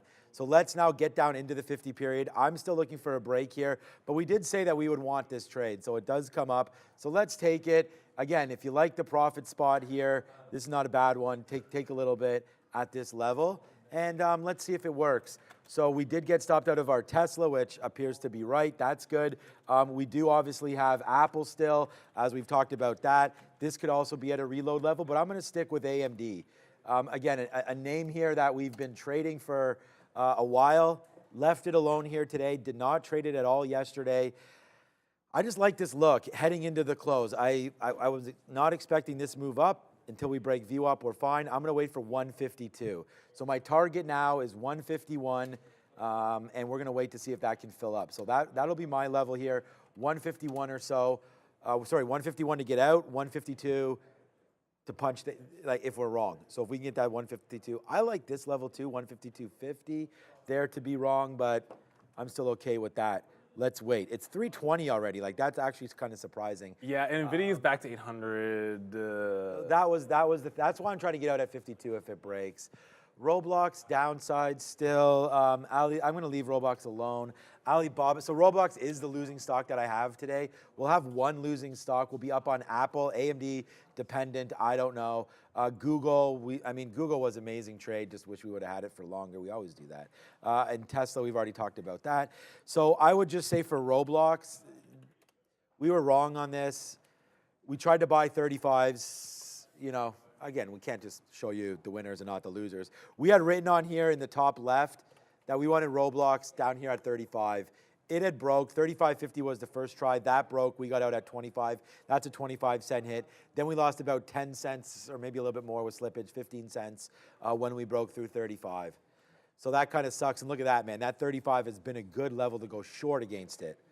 I'm not going to be going short on Roblox, but that could be the case right there. And there All was right. no catalyst. What was the reason? There wasn't really catalyst. Why is it down? Oh, why is it down? Yeah, that's why. No, I mean, like, I guess the market's down. Come on, NVIDIA. I mean, look, the NASDAQ's actually flat. The ES is basically flat. So Roblox, a little bit different. I actually was looking at a daily chart of Roblox, and it gets interesting in the mid-20s. Okay. If it gets down there. But again, Down we're for talking some about like mid-20s. where you would stink bid. So if NVIDIA is at this $800 level, I'm in Micron at VWAP, and I already reloaded, and definitely not going to add one more time. And I'm now realizing Intel would have been a better choice. You pick and you choose. Intel right into almost VWAP, and it's already pulling back. So it's a little bit weaker. Sean is right. It's 320 already. So you're getting tight to the end of the day. When you're day trading in the morning, you have the entire day to shoot the moon if you play hearts, which, it's a fun way to play. You got all day for it to work and for it to trend, get all the way to the low of the day, get all the way to yesterday's levels, all that good stuff. When you're trading right at this time, as a day trader, you have to be flat at 4 o'clock. So suddenly, you want to have a tighter stop because your opportunity is a little bit smaller implicitly. And that's just part of the game. There's nothing you can do about that. So if we break out NVIDIA, I will not reload the one that isn't working, which is Micron. But I'll go for like Intel where I can have a better tight stop. So I think this is going to come out. I've tightened it to the lower high instead of the top on Micron because that's starting to look a little bit strong. Why is Micron relatively strong? Well, maybe it's because it already pulled back in 05s. I'm not here to try to explain it. But I have this in a downward pattern. And I know even when it's strong, we'll take the L on it here. But ever since this broke 120, my preference has been to be fading this because I think that made it. On the daily chart, Micron made a trend break. So I've been looking for short opportunities in this. ARM gave you some good ones. Had ARM done the same, if ARM had gone to VWAP, I probably would have taken this, but man, that didn't even sniff it. This bounced all the way off 98 again. ARM's having some trouble with that $100 level. I think we're running out of days that we're going to get to trade 100 on ARM. At least at this rate, with another fail today. Ooh, ARM, eh? Okay, yeah, that was a good trade there earlier. By the way, I missed a stink bid on in my personal account. Like when it went to 85 on Friday, I was like, I'm buying on Monday, and I'm gonna get like the low 80s, and I had an order in, and the stock just rallied, and now it's at 100. Like the next time it gets underneath 90 bucks, I'm probably just gonna pick a spot in the middle of the day and buy it. Yeah, I like that. Because I just want to be in the stock for long term after selling half, and if you try to be perfect about it, you don't get in. No, you never do. And I make that mistake a lot in my long-term account. Yeah, a lot. I mean, getting in and out, and that's why we talked about like maybe never ever do that. Okay, so here we go. We were waiting for 90s, but I did just take a 75 there to add into this position. We've talked about this before. I'm not about to put on anything that's that big. I would have much rather. This was a much bigger trade. Like if we broke lower, remember we talked about having different tools in your toolbox? We do like this short. I like the short anyways, against right there. But remember, this level doesn't need to hold. It's just VWAP, and then that's 17.7 on the NASDAQ. And then after that, that's a pretty key level. We could blast much higher, especially with Meta coming. And we've already talked about that as everybody over 600. I don't even know how many likes we have. We probably have less than 600, which would just upset me, so I'm not going to look at it. Hit the like and the subscribe. But like more people are thinking for a breakout, right, in Meta higher. So that's where I'm thinking that, hey, if generally speaking, 50% of our crowd thinks the market Meta is going to be higher, then I could see the NASDAQ trying to run a little bit here into the close. So that would be definitely something that's on my mind as we watch out to see where we're going to go. But there's a little bit of a reload in AMD. We're out if this breaks too much above 152, like 152.10. So that's going to be my target there. Everything else is kind of fine. I'm not into anything. Let's look at Tesla because, again, this is the big one for me today. It's not doing much. I feel like we nailed that level there at 162 because now it ain't doing anything. But right there, 163, that was that past VWAP. But remember, you can throw away absolutely all of the money that you've made on one play. Like all of this is fine, and then all of a sudden, I get excited and think this 163 is going to hold.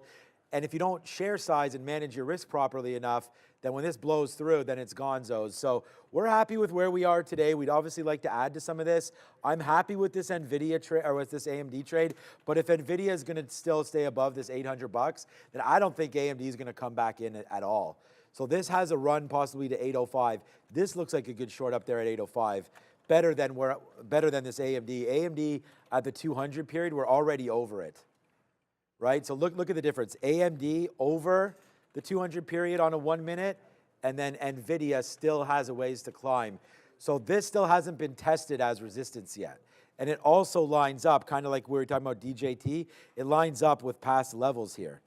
So I'm just wondering about that 805 being a much better short than the one that we're in right now. Support to resistance is like the most basic strategy. Yeah. We like basic strategies around here. It was the first thing, because it's visually the easiest thing to see on a chart, because you get a level that was already confirmed, and then it gets confirmed in the other direction when it starts trending. So I know when I started trading penny stocks, it was like the number 2 thing that made me money. Was like, oh, if I'm looking at a chart of the stock and it had a support at 25 cents and it goes underneath and there's a big offer at 25 cents, I was just automatically offering 24/7, and you could shave like a tenth of a cent. That was like an automatic trade for me. The other one was back in the day, you used to be able to see the actual market makers individually by name. And I won't lie, a third of my graduation was on one stock and one random no-name market maker that every single time they showed up in the afternoon, it would never break their price. And I would fade them every single time. I see this one, and he showed up for like 100 shares, and it was a reserve order, and like it just, oh, there he is. Short it, there he's in the bid, go long. It was very gimmicky, but it was always a lot of fun. IBM reports tonight, and there was a question, what do we think about them? I don't know how they're going to report, but I like the fact that they're actually up now after, like yesterday they got destroyed on that HCP rumor, and then today, when they listed that, okay, there's a $35 price, this is what happened to the stock today.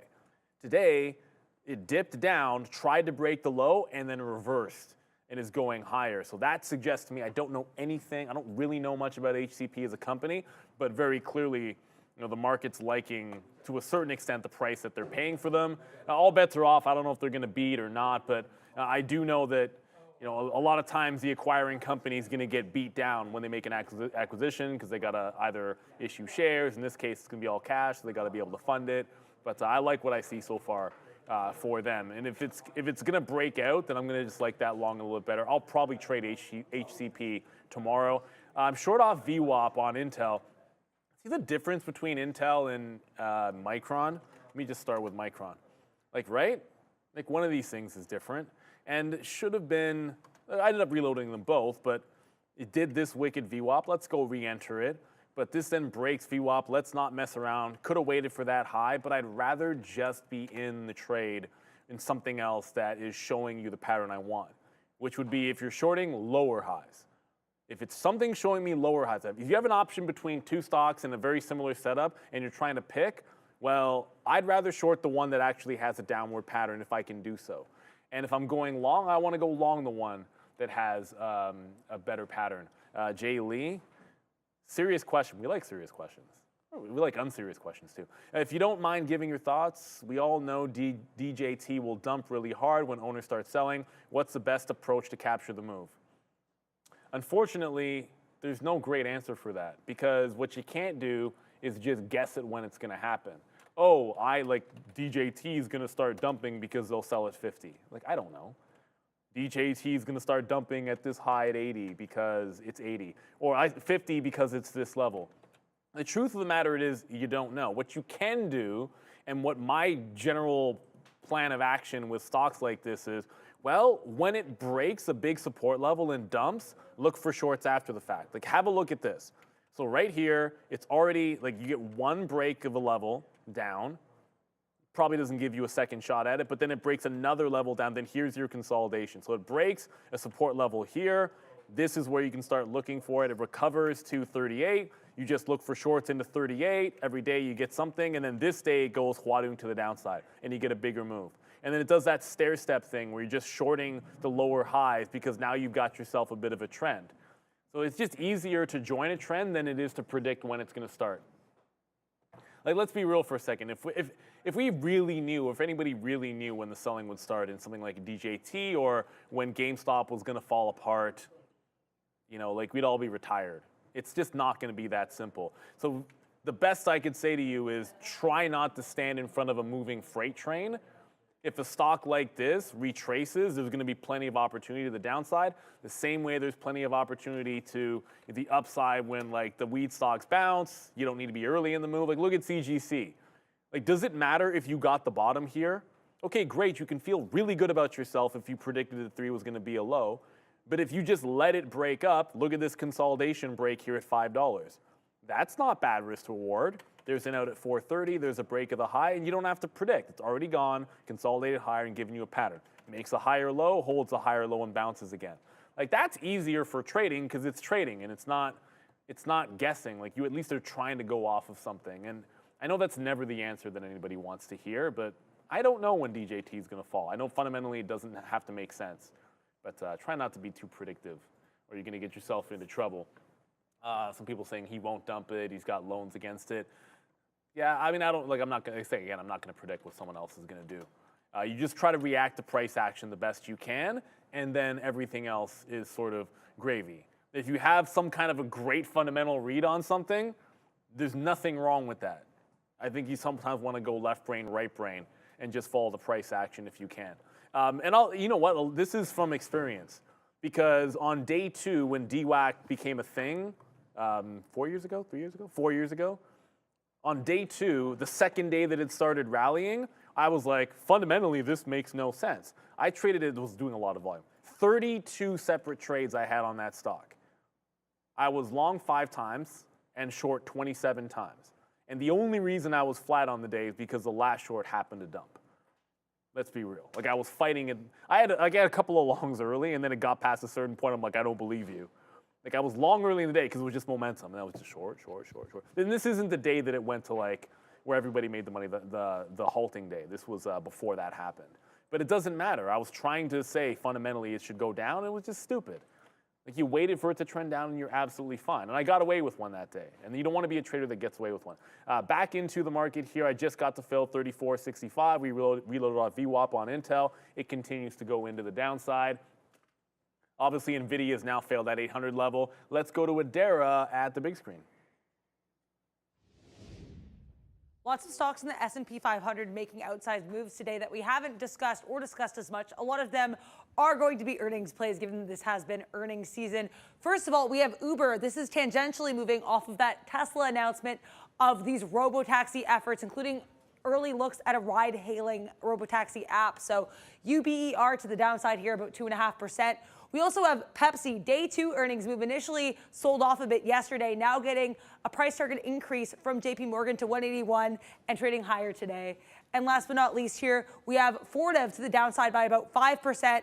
Earnings, EPS beat, sales miss, and weaker guidance bringing this one to the downside. So a bit of a mixed look here, but earnings definitely moving a lot of these S&P 500 names right now, guys. Okay, so we're finally getting a little bit of a dump down right now in AMD.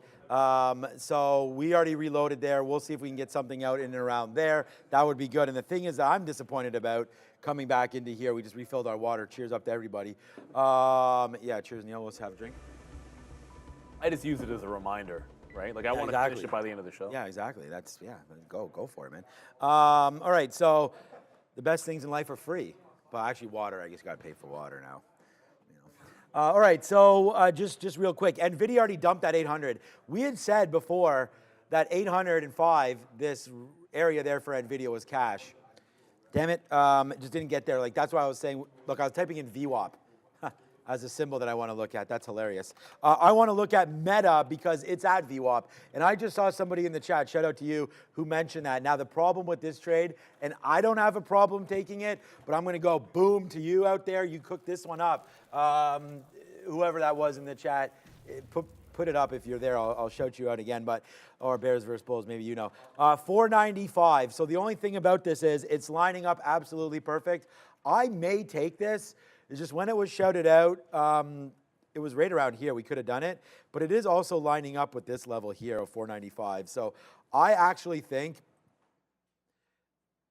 this is a great short. If this wasn't earnings day for Meta, I would probably be all over this like crazy because it's down 0.55 right now. The market is up. It's under VWAP. Market just under VWAP, getting ready to cook. I like this short. You know what? Maybe we can take it. We don't need to be afraid that it's earnings, do we? I mean, I just get nervous that the technicals that I've studied over and over again, you know, could be something, and even to lose $100 or something, it's not worth it because it's going to break, and I'm going to be like, oh man, why did I take that? There's earnings. So let's just watch it. I'll put this in my mind, and we'll think about it. But that is a great trade. So whoever mentioned that, awesome and a great idea. I'm just going to stick with trading these names after earnings. We didn't trade really Tesla yesterday, and then today I already told you we put damage in this name as well. So good name right into there today.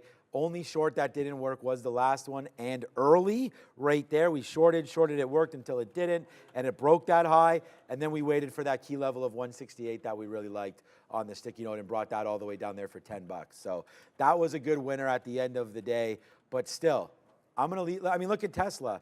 You just actually mentioned, Neil, about Netflix. Like, yo, what the Netflix, if man. we think, yeah, like talk no. about day 1, day 2, day 3, day 4 plays. Like Netflix is down 4% again. Huge move yesterday. Look at this, earnings day after into here Friday, earnings back up. Now to the downside. Okay, so there's a lot. What a surprise! I was going to call up TikTok. We can't do anything about it. Just news that there are potential buyers for TikTok. Shaq's probably trying to buy it. Like, what a surprise! Well, we already heard that there was Steve Mnuchin and group there that were really interested in this one. They ain't buying. No, I don't want thing that prints money. No, who would want that? No, I think TikTok. I mean, it'll be good that it'll be divested, and then that's it. Nothing will change. Hopefully, they'll keep the algorithms the same, and we'll see what happens. But I am like when I was saying I don't think it'll be Meta, like legitimately, like I do not see the way the FTC has been going.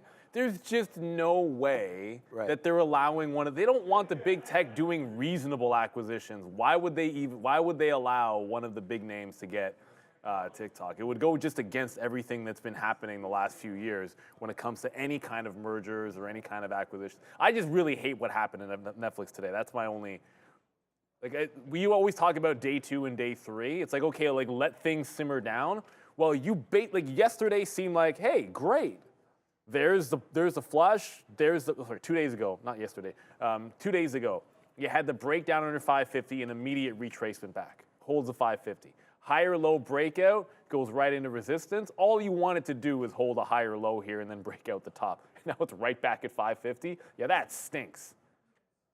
That absolutely stinks. It's enough to, like for me, a lot of these things that I own, when they broke underneath like the 50-period moving average, that was like a sign to just start taking out. Like the reason why I sold some Lily is like, do I want to take some profit? It broke the 50-period, and I was like, I didn't get anything out there. I'm like, oh, there's a gift. I can now get it out again yesterday.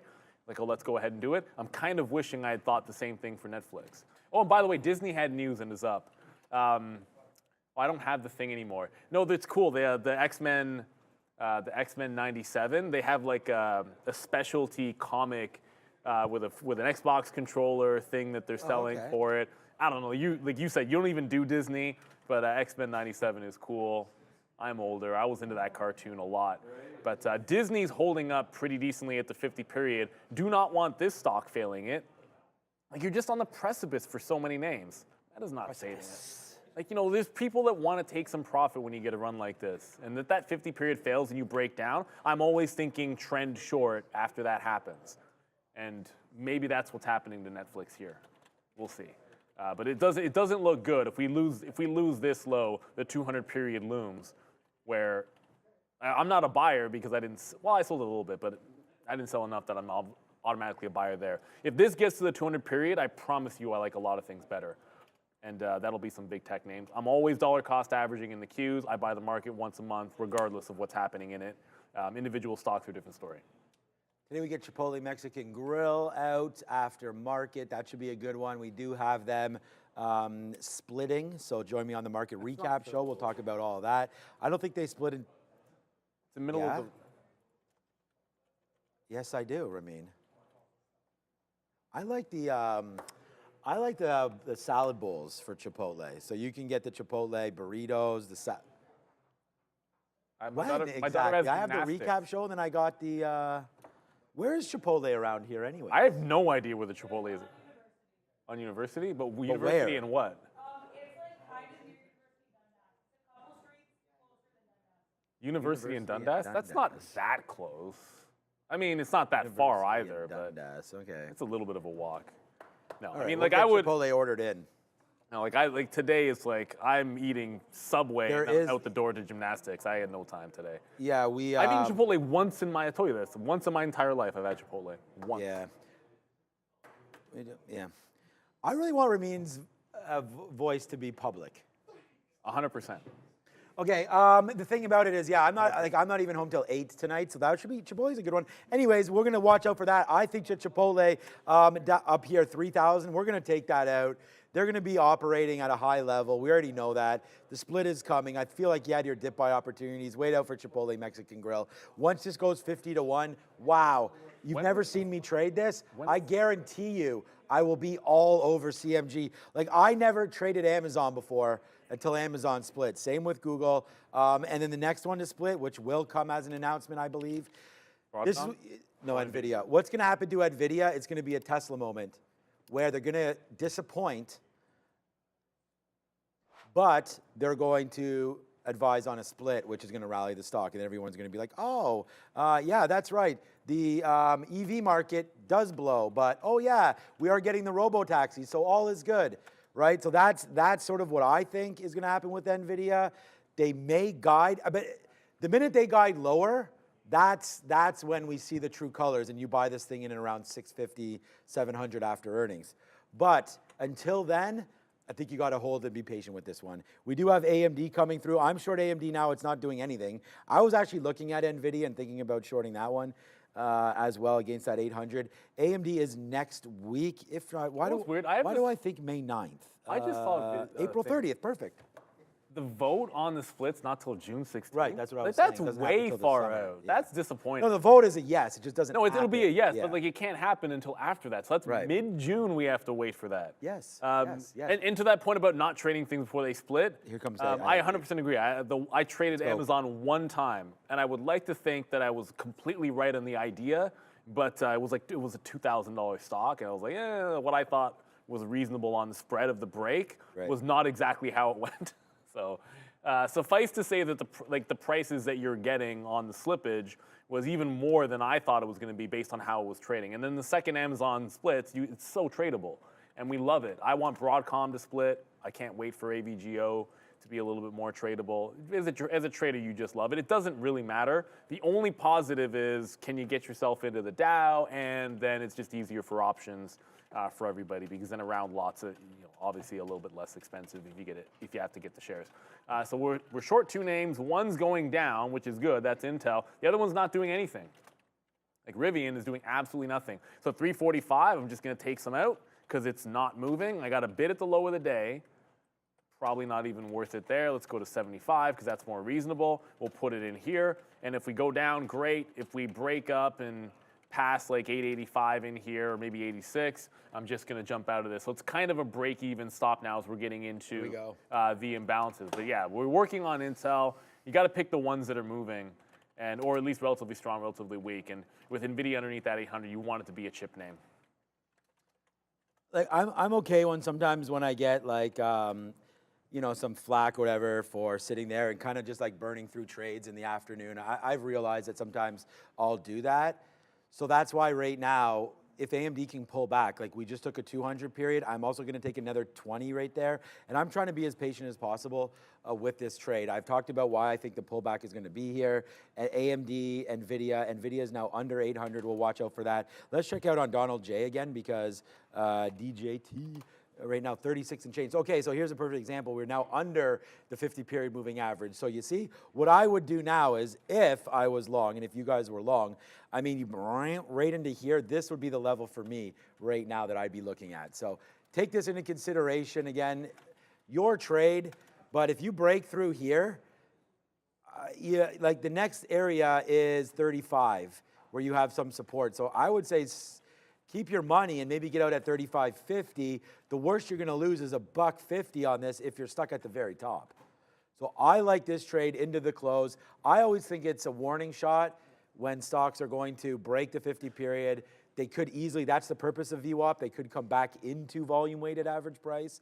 So that wouldn't surprise me if we end the day somewhere around here, or even breaking that 37. To me, there's not a trade unless you go long at the 200 at 35.28 and then try to bounce it off that 34.70, which is right there. So I would say you either trade in the middle of this and hope to get a bump up, and if not, you get out there for 50-cent hit. I think that's worth it. Other than that, I would leave this name alone until tomorrow.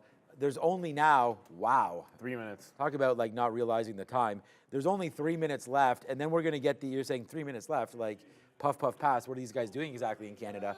But we're talking about the last of the imbalances. So they're gonna come out at 350, and then they will influence the market. So these were all from 9:30, right? At 350, they're all gonna get updated. So like, for example, my position AMD right here, which is now starting to go back up, despite NVIDIA going down, okay? That could be a sell imbalance. And if it is, then we will get a nice downside move for AMD, right? So we're gonna have to wait for that. Apple, we are in such a small piece of this, but again, we're gonna be responsible for the trade. If it breaks above where we're at right now, then we're gonna get out. We did hold, again, about 20% or maybe less than that for this bottom. We should have taken it. We were waiting for VWAP. That didn't come through. So my out for this is 169.30, which is coming up right now for Apple. So let's take that out, and then we'll regroup on this imbalance. Maybe I'll put it to 169.50. Well, I only put that there because I saw Big Patty Ice, shout out to him. He just rolled past. And, you know, back in the day, I remember the trading floor when there would be a Leaf playoff game. And I used to feel like half the floor would be in their Leaf gear. I'm not throwing shade at anybody, but like now, I think he's the only guy in his Leafs gear. And we got the Bruins tonight. The Leafs are ahead in the series in my books because if you win one on the road. Not just in your books, in everyone's. Yeah, in everyone's books. You win one on the road and you're ahead. So I know that's brown. You know what, Neil, just like you, I think everybody's getting older. And you had mentioned that you're not, you go to bed what time? Because the game starts at, I don't know what time. Look, if I'm being, like, I gotta keep it. I'm up at 4:30 every single day. I'm generally in bed 9 to 9:30. So I will, if. So you might be able to see it. Is it 7 or 7:30? No, like what I'm able to do is as we're getting ready for stuff, like I have the Sportsnet app on my phone, and so I'll be like doing. 7, you'll be fine. I'll be doing stuff and I'll have.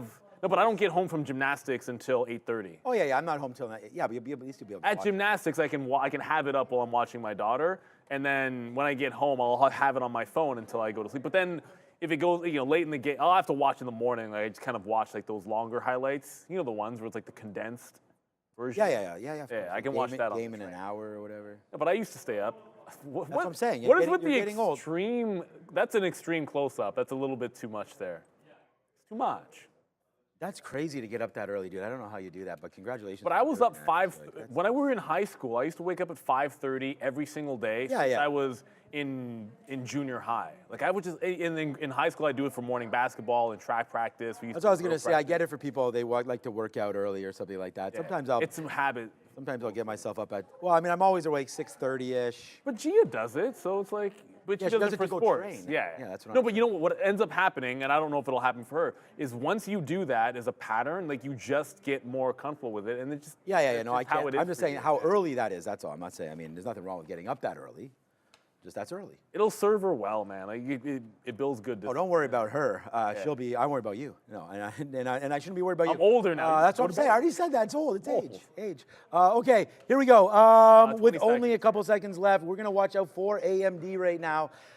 This one, we already have our trigger out, breaking through 152. This is light trade. We're getting out of it. Apple's the one here that we're worried about as well with only a couple seconds to go. Let's see what this number comes out with. And then, of course, Adara will blast it in our chat, and we will hence get it to you on that. So, all right, nice little push down. Let's take advantage a little bit on that because AMD is out. So we'll take that out right now at 158 as it does push back in. All right, so other than that, Starbucks with a big buy. I'm looking for Meta to see if there's anything on here. AMD, I don't see. Amazon with a sell, not doing much. There's Apple with a buy. Ford was there. Actually, Apple went down to one. You know what? Was Ford there? Ford's yeah, at the Ford. top. Oh yeah, that's right. Ford reports tonight, don't they? Or tomorrow morning? No, it's Tonight. No, we checked. It's aftermarket night. tonight. Yeah. I thought it was usually in the morning, but Ford is aftermarket tonight. So get locked and loaded. GM blew it out of the water. GM blew it out of the water, but then was a boring trade the next day, unless you shorted it. But Ford, yeah, they've been doing pretty well. There's the board. Look, Ford, IBM. We've already talked about IBM, and you know the big one is Meta, allegedly saving the markets. Apparently, Chipotle is going to be there tomorrow morning. Look, I'm a big cat. I love Caterpillar. We gone. But then the name that I have been loathing and I got out of was Mobileye.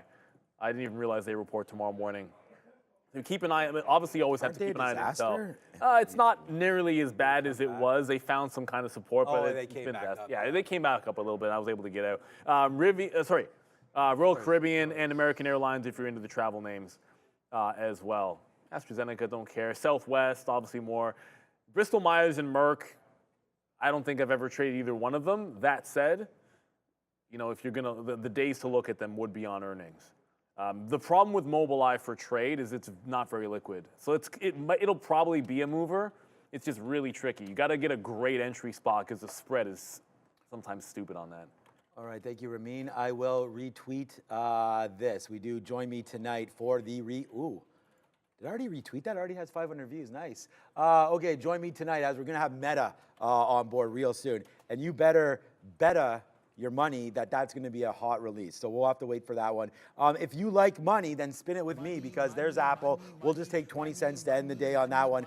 Apple positive stock, AMD positive stock, Google positive stock, Roblox negative stock, and Tesla, the money maker today as we take that $10 right there, top to bottom on Tesla. I mean, we've got that top and we've got that bottom. That is 168. That is 158. That is $10. Someone tweeted at me and said, what's up with the purples? What does that mean? Those are short sells, my guy, all the way to the downside. We have no longs on Tesla today, but Tesla longs been gorgeous. Like all you had to do was wait for these levels. We picked the top and the bottom today, so that is another one. Okay, and then now right here, we're gonna try to do something with AMD, but we can only do what the market gives us, and right now, I just feel like we're in a good name. We just missed that short. Well, actually, no, we canceled the short, my bad. We canceled the short as those imbalances came out. We were sitting here at 80. So, whoa, if the market was still open for a couple more minutes and we didn't have those imbalances, we probably would have been really, really smoking right now. Here at Real Trading, you may know that we use something called LFT, loss from top. I'm finishing the day with 0 loss from top. So I'm pretty happy with that. You know, we could have always traded better, but when you're at your highest spot and it's 354, it ain't that bad. Shouldn't complain, yeah. Yeah, I mean, we could wind up losing on this trade, but we only have such a small piece now that even if this goes back up to one, you know what? Anyways, the stop is at 152, so hopefully we don't wind up losing on this one, but at the end of the day, today was a pretty good day, and it was all really thank you to Mr. Elon Musk and company. So that was a great quarter. See, they're that thing. See, that spikes right into Yeah, it does. that. But that's okay. It's all about real trading, baby. Go sign up immediately for real trading. The idea here is I'm going to be trading earnings for a while. So get ready on that. Tomorrow should be a real fun day with Meta. I've already voted down. We'll see. I don't know. I feel like it's going to, like I said, I feel like it's going to be a good quarter. It's just up, everyone's where is the guy? Yeah, I know everyone's saying that. Everyone thought Tesla as well. No, that was going 50-50. down. Yesterday Yeah, was it was 44-40. Yeah, but then there was No, and then flat was the rest. So it was very split. This was very split, This yeah. is tilted to up for Meta, which is interesting I still because like Meta's at Meta. the highs. Like if you would feel a stock that's higher up, it would be more difficult. What did you vote? No, I voted down as well. Like, and again, change it's mine. probably a little bit of bias. I keep looking at these charts in the 50 period on the daily and reversing the trend. I look at the chart and it feels like you're in a pullback. But wow, okay, really? 355. Oh, it just flipped over, yeah. Yeah, so 355 hit. I was already out of Intel and it just tagged the low of the day. But the one thing I want to mention here is Intel, underneath VWAP, these guys don't report till tomorrow. Today's Wednesday, so tomorrow after market. Sometimes they get the middle of the week and it's like, what day is it, old man? No, these guys have been relatively weak for a while. I've been wrong about this before in terms of the price action. I don't think they're going to report well, but then the last time I said that, they didn't report well, and it was like the worst quarter ever, and they were up like 10%. It made no sense. And all I will say is, if you ever find yourself in a situation where you know you have a bias in the stock as to what you think should happen, sometimes, and it's going the other way, sometimes just don't trade it. It's easier to stay away. Like that was the case with the solar names. When they started rallying, I'm like, why? Okay, well, if I think they were short too much, then don't trade it because they're rallying today. And Enphase got out of hand at one point. Just stay away. But these guys are they're gonna lead the chips, and I don't think they're gonna lead them off with a base hit. You know, they're probably gonna work the count full and strike out. Man, there's Ford, there's Lam Research, LRCX is coming through, and this is, I believe. I like Lam as a company. Let me double check because again, for the market recap show, join me. We do, and I screw this up all the time. We do all our own bookings. So today we do have Chris Breter on. So he has confirmed that one, and he does want to talk about Lam. So LRCX. Right there coming through. And I know a lot of you are looking forward to Meta, Ford, IBM, Murda. What's up, Murda? Let's go check out what Meta's doing here into the close. So down on a day where we're up. So let's see if that does give us a little bit of an indication here. This is going to suck because, hey, man, we got to do what we got to do around here. But I'm just going to put a bid here, get out for flat on AMD. But I think this closes a little bit lower here. I just want to get over to the desk and be ready for that for you. So I'm going to bid this right now. There's only 3 minutes left, so regardless, come on, guys. I'm at one. There we go. All right, I'm at 154. So we just got hit right there. That's exactly what our average price was. So boom goes the dynamite. We're out of here. Only 2 minutes to go. That's it, man. LRCX is going to be a big one for sure. I almost forgot about them. Yeah, and Chris has a big trade lined up for them, so we'll see if they're coming. I just heard in my ear, it's like 408, 405, 410. All the big ones are coming through. So, all right, good day. Great day. Lam is it's so similar to AMAT and ASML. Like they're in the chip space, but they're like the machine supply there. I think that's a big one. It can be a good bellwether. So we do get some interesting chip news. That's fantastic. Like I thought we'd have to wait until Intel, and you got something a little bit more interesting to watch those chips tomorrow. So I'm going to be back looking at the chips almost guaranteed. If Lam moves big, I can expect ARM is going to do a little bit, which is what we're all about here. Shout out to everyone in the chat. We appreciate you too, Mr. Mendoza, Mr. McIsaac as well. Taz saying check GME before the close. Sure. Did GME keep going? Yeah, GME kept going on. There was some social media chatter, and thank you to Adara for putting this, because I didn't see anything on GameStop, but there was bullish options, attention, and lots of mentions on social media, which, you know, sometimes that's enough for it to go. I don't know why I'm right-clicking that or why that was like cycling, but just looking at where this thing is on the daily chart, great. It's up 7.5% today. That's telling you a bigger story. So a good little bounce off $10. Maybe it has some continuation, although without something fundamental or a reason behind it, can it really squeeze? I don't know. if it's going to give us the big squeeze that we want. But under 1 minute to go in here, Gatekeeper, I can say that one. GME is like the drunk uncle at Thanksgiving. I disagree with that because everyone's got that uncle that's fun on Thanksgiving. And I don't think GME's been a heck of a lot of fun for anybody. Definitely some parties to be had if you haven't checked out Dumb Money. Definitely worth it. Tobias saying, look at DJT aftermarket. Look, you can. I'm sure if DJT does something aftermarket, Sean and Adara will be all over it. But let's be real. We got Meta. We have Lam Research. You got IBM. You got Chipotle. There's a lot to dig into that have reasons that you know they're going to move aftermarket. But if DJT does something, I promise you, Sean will be all over it. I just don't know if there's anything hitting the wire. But let's get the camera on to Adair, as we mentioned, as we drop the countdown on a hump day Wednesday on Meta earnings in 4, 3, 2, and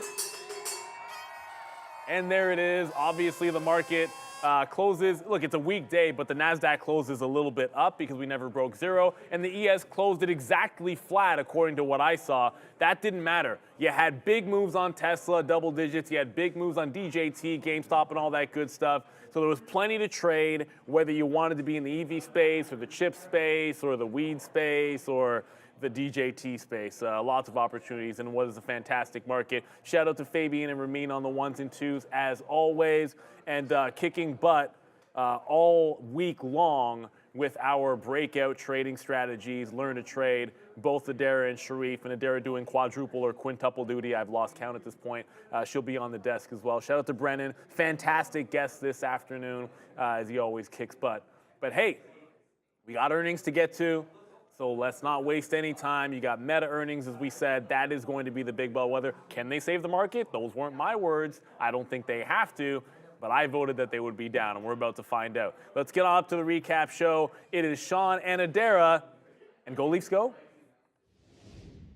All right, what's up, everybody? Thank you for that throw. What's up, Adara? Hope you're doing well. But we're getting ready to rock and roll immediately right now. Join us with the market recap show, Real Traders Stay Late. Thanks for that cup today, by the way. That was a lot of fun. We got a nice little gift there, which was fun. We will be showing you guys Benzinga Pro. So as we get this going, we will get the earnings. We'll get them in our ear. I've got Benzinga in my ear as well. The minute I see anything come through, we're going to try to get that. I also have the chat open. So if anything is in here, let me know what you guys see. We are waiting aggressively for Meta. We are waiting for IBM right now. Potentially out, but I don't think so. IBM's 410. Okay, IBM is 410. Thank you for that. Meta. The other one is LRCX. We'll wait for Lam Research right now. Nice name for Lam.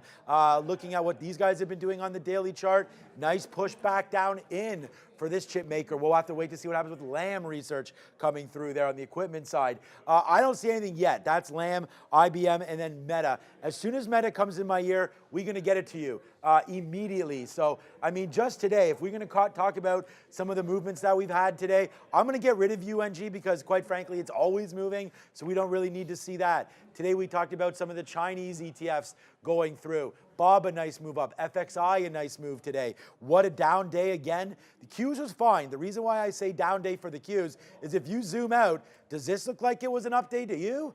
Come over here. Who's over there today? Who is that?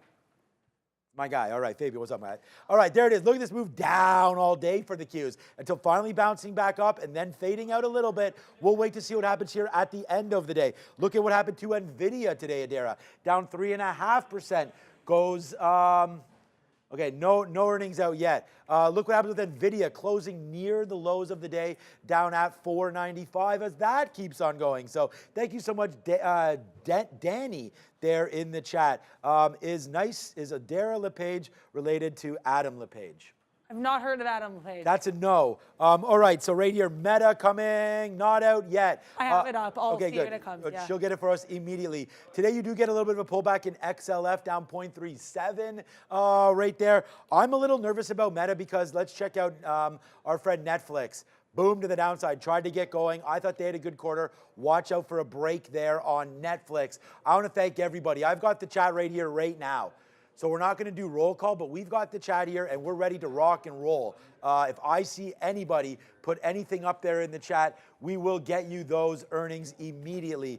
XLP, nice move to the upside today. Of course, consumer staples. The biggest proponent in consumer staples is Tesla. So Tesla today up 12%. That's a banger. Who had Tesla today? Tesla, my number one trade today. The number one trade on the sticky note today was Tesla up at 168. We'll see if we can rinse and repeat that tomorrow. Okay, Tesla, let's go. 3-minute chart. Right there, we had this short. I'm not logged into my system. We'll get that in a minute. I wanted to run over here and get this to you. So watch Meta, man. The implied move, actually, I don't even know what the implied move was there on Meta. We'll go to Market Chameleon to find that out. But right now, Tesla moving around 163. Nice little move here, even in the aftermarket, as we start to go back to the upside. Tesla today talking all kinds of nice like, man. Here, let's look at this. So here was the board today. Look what Google's doing. Today, the major indices, including the NASDAQ, gave up early gains midday, but mega cap stocks started to break down. Hey, you got Meta. Okay, Meta is now out, so here we go. So they have revenue, 36.455 million. Oh, no. Beating, that's a beat, or sorry, billion. It's a beat here. The way this is worded is weird, but it is billions. It's a beat. I hate then being how right, do you do an but- EPS here? EPS beat. They beat. Okay, they did not. They're getting crushed. Whether or not they beat or not, down goes Meta right now. So we'll go breaking news. It's Meta, and it's a Meta fail to the downside. Dump, dump, dump. There goes Meta.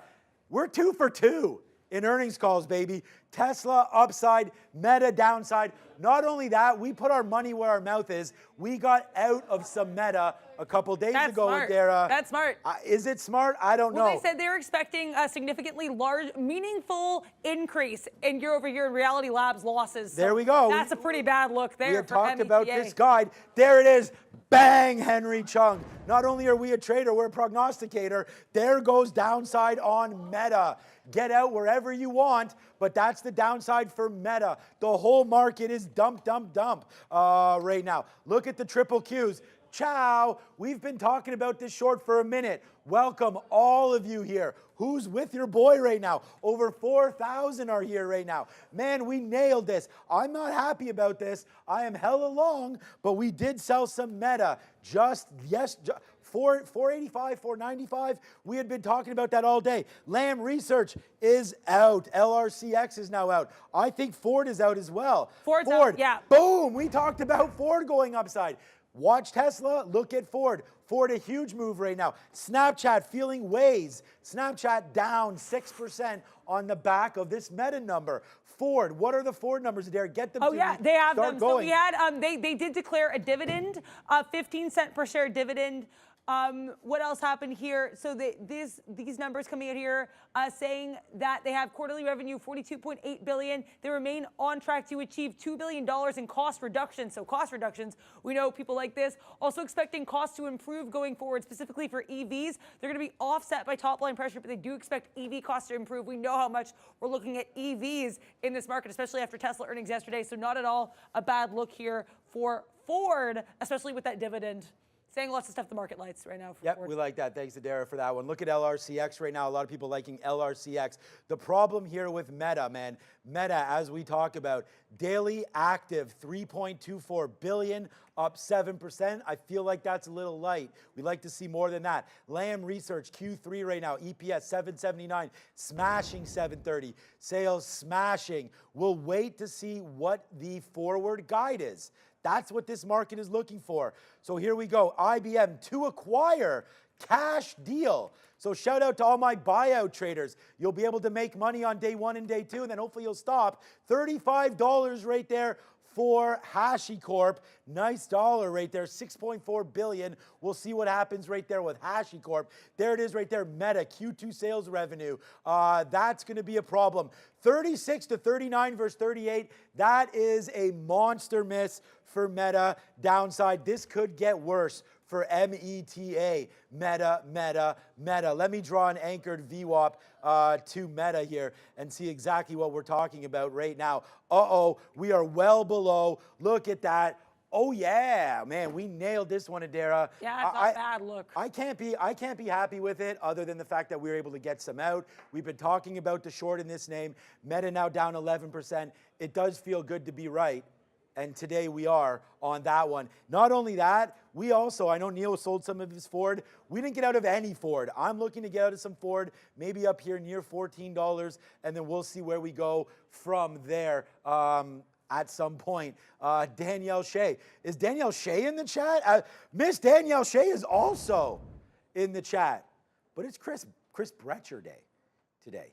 He wants to talk all about LRCX, all about ASML, and some of the calls that he had on there as well. But look at Meta. Meta continuously still going down, man. 440. Where will we stop? It's Meta time, and it is a bad one. IBM, though, the other way. Okay.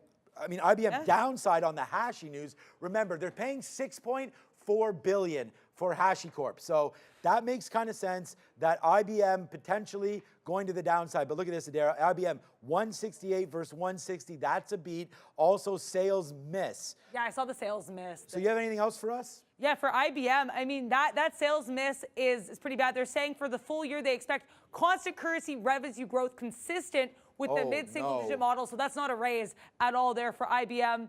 Also saying they expect about $12 billion in free cash flow. So IBM, that miss definitely hitting them hard because that was a nice EPS beat. But yeah, in general, we know sometimes when acquisitions are announced, it causes the company acquired to go up and the company doing the acquiring to go down. I think especially the timing of this with earnings did not necessarily help IBM here.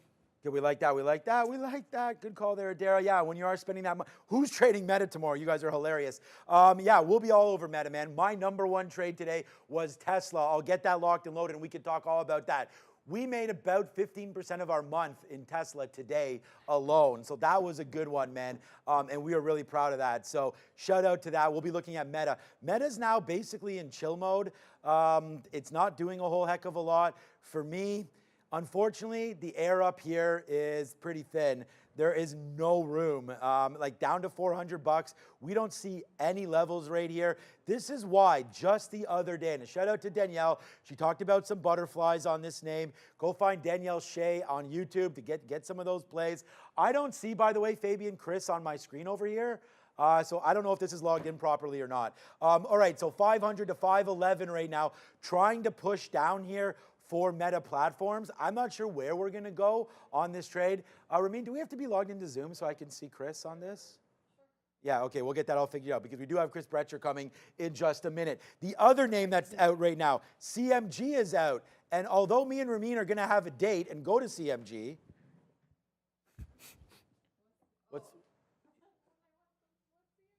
What's CMG, she says. Okay, Chipotle. We're going to go get some Chipotle right there. Nice move up to 3,000, so they are winning right here. There's Chipotle, Mexican grill right now. I haven't had Chipotle in like probably 3 or 4 years, to be honest with you. Q1 adjusted EPS 13 versus 11. Hello. Nice beat there. Nice beat on sales. And remember when we were watching the show today? I said Chipotle's going to 3,000. And you know what? It ain't rocket science. It's going to break out. Look at this trade for Chipotle. Did you buy $3,000 calls? I hope you did. We talked about that one. You know what else is out now? What's up to Frank Slootman and ServiceNow? ServiceNow is actually getting hit here in the after hours. ServiceNow is getting pumped. Down to the downside, their numbers not great either. ServiceNow EPS adjusted 341 versus 314. That's good. Sales also a beat, but it is a downside move for ServiceNow. We're going to find out where that guide is exactly. Doesn't look like it's going to be good. Operating margin, look at Chipotle. Hey, man, when their food doesn't have salmonella in it, they are operating great. 60, that's a story from like 10 years ago. You guys probably don't remember that. But anyways, 16% versus 15. As we've seen margins in things like Tesla go to the downside. Chipotle still doing well. We've seen McDonald's increase their prices 100% in, what was it, 10 years, something like that, due to inflation. Inflation up 30%. McDonald's up 100%. Chipotle is actually relatively in line. I think their price is only up 39% versus inflation adjusted 31%. So that's that's going on right now. Now, I don't know when the Meta conference is, but once they're on, we're going to get it for you immediately. Where did my Benzinga Pro go? I just want to see if there's any other news coming through here about anything. So ServiceNow, Chipotle, no, we don't have anything right now on Meta. The thing that we have to look for everybody, let's look at some of the other stocks. What about Snapchat? Snapchat down 7 right now. Yuck. Sell Snapchat. We'll find out more about Meta. Adair, do some more work for me on Meta, because there's no way that's just a Meta Labs thing. I feel like there's something else there that we might have missed. I don't see it on Benzinga. You guys let me know. Still over 4,000 of you watching. We are going to get locked and loaded. Whenever Chris is ready, let me know, because I'm ready for this guy. Oh, okay, there's some more stuff on Meta as well. So basically saying that they're continuing to monitor the regulatory landscape just due to these overall increasing regulatory headwinds in the UK and the US. We know the FTC is very busy. Now the CMA as well in Europe coming after some companies. So Meta does have every reason to be a bit concerned there. So that definitely not a positive note. Their quarterly ad revenue was really nice though. Grew pretty nicely year over year here. So yeah, 35.6 billion versus 28.1 billion last year. All right, so there you go. And look at the letter F here, Ford, just saying, you know what? Hey, man, EVs win yesterday, although they didn't. But Ford wins today. See, this is what I'm talking about. Look at the screen immediately. We are a mountain goat, baby. Whew. It's a nice look. I like that. Sponsored by Real Trading. Is it a Ram? No, I've been confirmed that it's a mountain goat. I've already asked the marketing department about that. But I think it might be a Ram. It'd be like a bull, a really aggressive bull. It could be something like that. All right, are we ready? Yes, sir. Then let's go. Let's go. It's Chris Breter. LRCX. Hey, Chris. How are you? Hey there. Can you hear me okay? I can hear you just as good as ever, my guy. How are you doing today? I'm okay. We had one day last year when it was 7 degrees. It busted a lot of our irrigation pipes, so I have somebody working on that. So if you hear the Ring doorbell go off, you know what it is. Okay, But, as long as you got those snakes in a cage, because I know they were running around your house there for a minute. They're back in a room, thank goodness, but I still don't trust them. So for me, I'm not a reptile guy. I don't know. I don't trust those things. We have an axolotl. My son has an axolotl. I don't know if you know what those are. Those are pretty cool as well. My daughter sold a snake to a 10-year-old girl that she sent a picture of the snake wrapped around her neck and her on a swing set with it. Okay, I don't know if some parents should be getting involved with that or not. All right, let's talk about the market. It's always great to go back and forth with you, obviously. You sent a note to me about ASML and LRCX. So we just had Lam Research come out right now, up 1%, not really doing anything in the after hours. But why don't we discuss what you had talked about with me there in the email. You've always come with some great ideas, especially looking at some companion trades. So what do you have for us, Chris, right now? It looks like you're going to talk a little bit of NVIDIA. Well, the first thing I wanted to talk about was the reversion to the mean trade on the close. So I was sort of kidding around because a sprinkler person's here and it's going to cost me probably $300. Yep. So the thing is that we did an SPX put fly on the close at 60 cents, sold it at $1.40, it closed at $3.50, which would have paid for the sprinkler person. But the whole point is, even though it was on the close, when you have big earnings like Meta coming out, a lot of times that SPX at the last minute goes back to unchanged, which is what it did, which is pretty exciting. So I thought I'd show you just a little trader trick in there. And it also worked in Meta.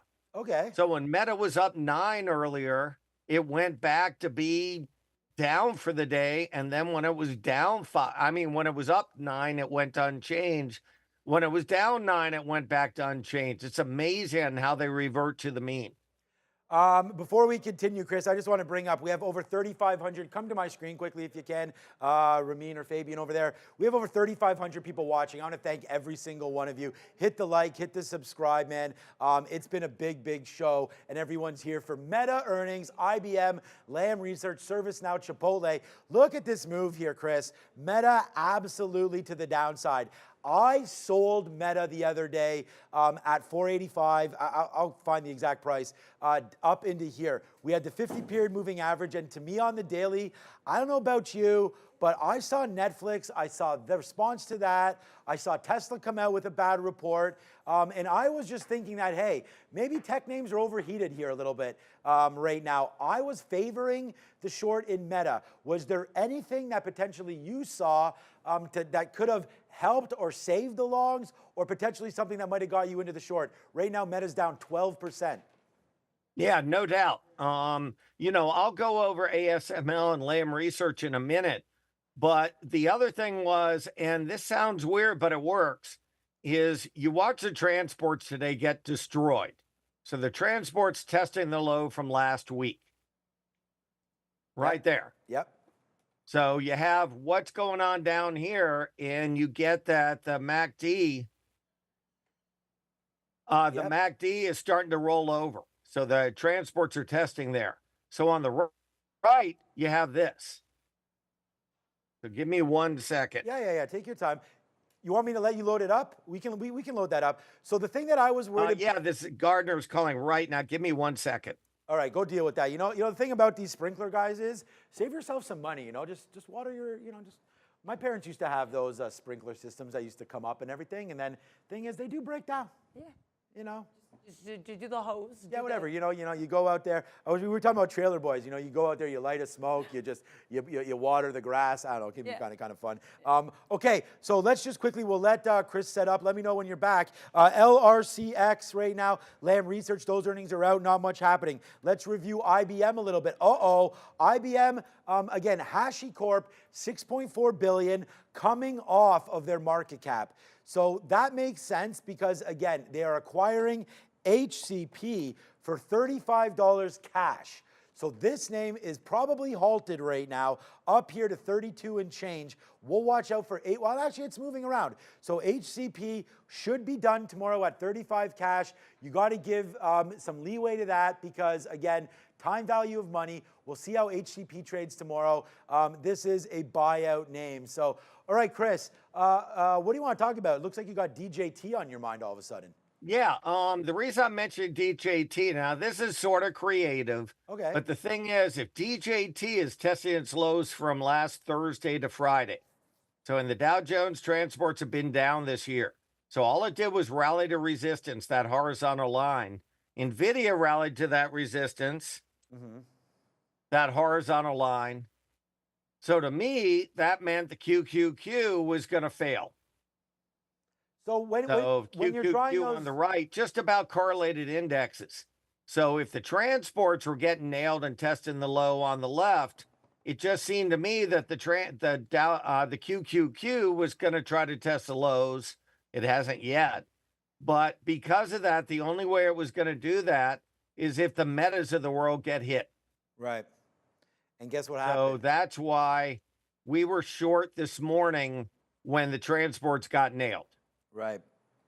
And so it worked so far. So it would have avoided disaster. Let's just put it that way.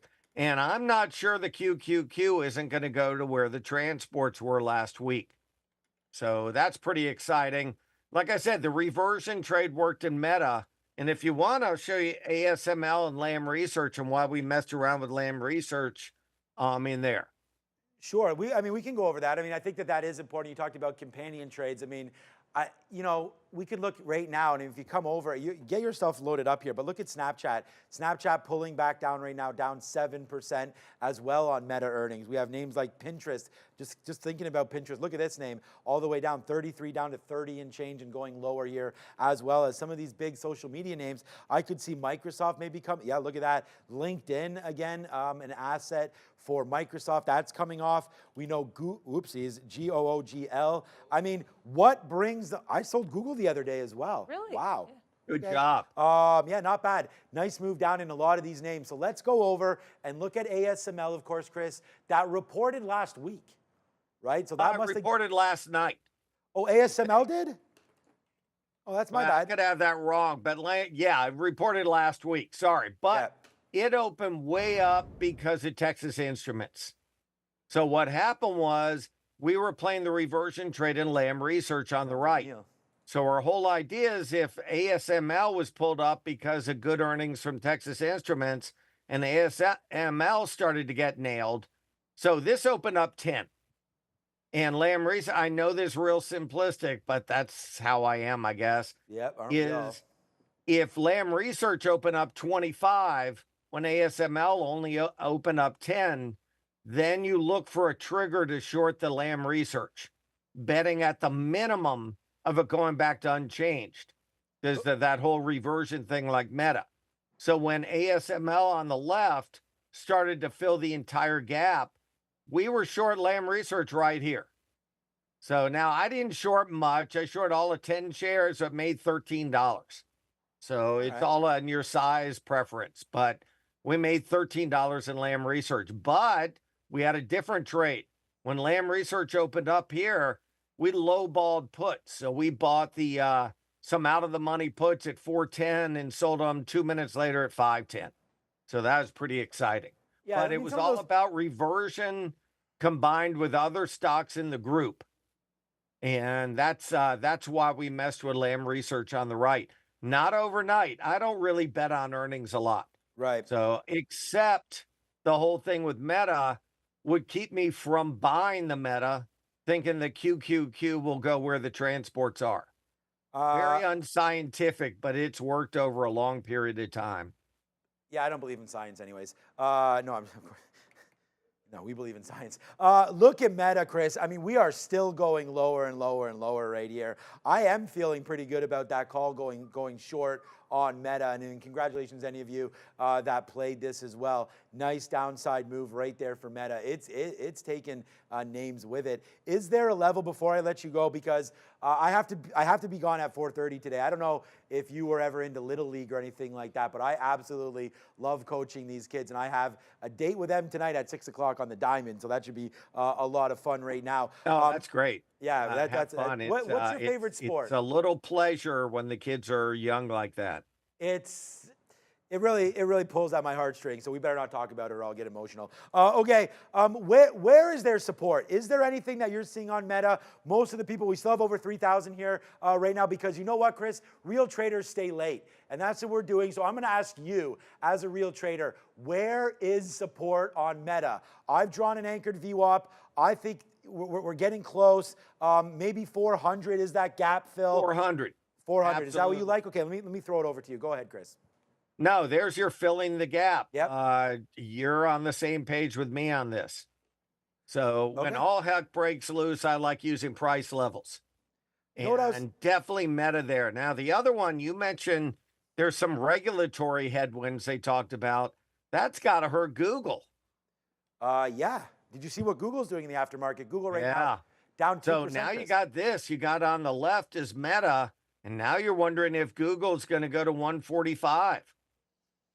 That would be a buy. So we had your friend Chris Varley on as well. He actually called Meta as being the one that he liked to the long, which is actually not to say there's anything wrong with that, but that's why I feel like Meta's down, right? Is because a lot of people were looking for that long. We even had a poll up in our chat, and it was like 60-40 basically that people thought Meta was going to beat. I was on, of course, the sell side. So lucky, sometimes we always talk about this, the sun shines on a dog's ass twice a day. So we could be right every once in a while, and today we were that. So, all right, Chris, where can they find you? At Simpler Trading, anything you're doing right now? I know you're big on stock twits. I've been posting a lot on Twitter, which is at Chris Breter. Stock Twits is Christopher Breter. But if I do really, really bad trades, it's under John Smith. I just want to make that clear. Right, same as me too. I have that 5/8 account that I just keep pumping out. So, of course, the problem with me is that every single trade I put on every single person can find it on YouTube. So I got to be on the up and up, but I do like that idea. I think I'm going to have a throwaway account on X. All right, it's Chris Breter. Look, thank you so much for coming on again. You're one of the best and one of my favorites. It's Chris Breter. Go find this guy. That's nice of you to say. Well, thank you. Thank you. See you, Chris. Take care, my friend. Ciao. Bye-bye. That's Trader Talk. All right. Adara, look, we have so much fun now, and I put on there that we were going to talk about the sticky note and all of that, but the one thing that I have to show you guys about the sticky note is very, very simple, and this is put in your time, put in your work. We talked about people waking up at 4:30 and all that kind of stuff today. That's real good, you know, but at the end of the day, you got to do you. Yeah. And what I'm getting with all that is make sure that whatever time it is, whether or not it be 4:30 in the morning, 5:30 in the morning, 6:30 in the morning, tonight, go home, figure your levels out, and then you know what? We wrote down here Tesla 168. You got to go to the sticky note. 168 right there. We talked about why we like that. We talked about Google long at 157.50. So let's go back over the top two trades of the day right here. Let's look at Tesla. So you're going to say, all right, Tesla was 168 short. We talked about that. The high of the day right there for Tesla is 167.97. We had 167.80s. And we got out at 158 and change. That's a $10 winner right there for Tesla. Do you remember what I said my Google long was? Your Google long, your plan going forward, 145? That was Chris Breter's level, but good call. Sorry. Right here, 157.50 we wrote down, Adara. Yes. You look at that. This is 157.50 right there. perfect. And that was it off the open. And then again today, we don't have a crystal ball. We just have experience, and we have what we call that gumption. So thank you so much for joining us. I got to get out of here. It's been a heck of a day. Indeed. We're going to be doing this all tomorrow. I'm excited. Tomorrow we have even more earnings. We have Snap, we have Microsoft, we have Alphabet, we have Intel, we have Roku. There will be much to talk about tomorrow. So many earnings. So many people would think that we're done now, but we're not done because we've got the roll call. All right, so look, this show would be nothing without everybody. Make sure you go find our sponsor at Real Trading. But now is an opportunity for everybody to say hi to each other. So let's go. Let me see who's in the chat right now. I've already seen Danielle Shea. Hi, Danielle Shea, who's gone now. What's up to Jay Walker? I mean, who's still here? Here's Trading School. Fat Figure's here. So what's up to you? What's up to Hold My Beer? YZ is here. Hey, is Yeezy here? What's up, yay? If you're here. What's up to Bristol? What's up to Sebastian? Yeah, get those baseballs. Throw them baseballs up, baby. Right now, yo, what's up to the Dan McIsaac? We know who you are. What's up to Hold My Beer? Jam Loke. D-Loaf is here. Hey, we like D-Loaves, man. What's up, Rich Naples? Best Pizza. Kevin Mendoza. Thank you, Katina. Oh, that's my name, sorry. What's up to Atef? What's up to Derek? Chef Joe's here. Let's go, Chef Joe. Sebastian's in the building. Big Kyle Burdett. Shout out to Sharif and shout out to you as well. Yoel is here. Everybody. Rob Jenkins? I used to trade with the Rob Jenkins. If it is that Rob Jenkins, shout out to you, man. We had so much fun back in the day. If that's my guy, shout out to you. Shout out to Darren. If he's there as well, you'll know who that was. Adara and Sean bringing the heat. So shout out to Retail Joe as well. All right, I'm out of here. Yep. I mean, you want to just continue the show by yourself?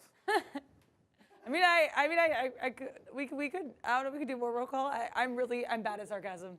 Okay. Okay. All right, no problem. That wasn't sarcasm. That was seriousness. Okay. No, we're not going to do that. We're not going to do that. We're not going to do that. Okay, cool. All right, shout out to everybody. Thank you so much for watching again today. I love you, Marissa. Thank you so much for everything, Adara. Thank you to Fabian for coming through, and thank you to my friend Chris Breter as well for throwing down on the market recap show. Look, this show's never going to be the same because every day it's different. We got earnings. We've got a new market. So make sure you join me daily and Adara daily on this exact desk as real traders stay late. It's your market recap show. Go find me at TraderTVSean on Instagram and on X. Same with Miss A. All right, for now, it's been a blast. I'll see you tomorrow at 8:30. Ciao.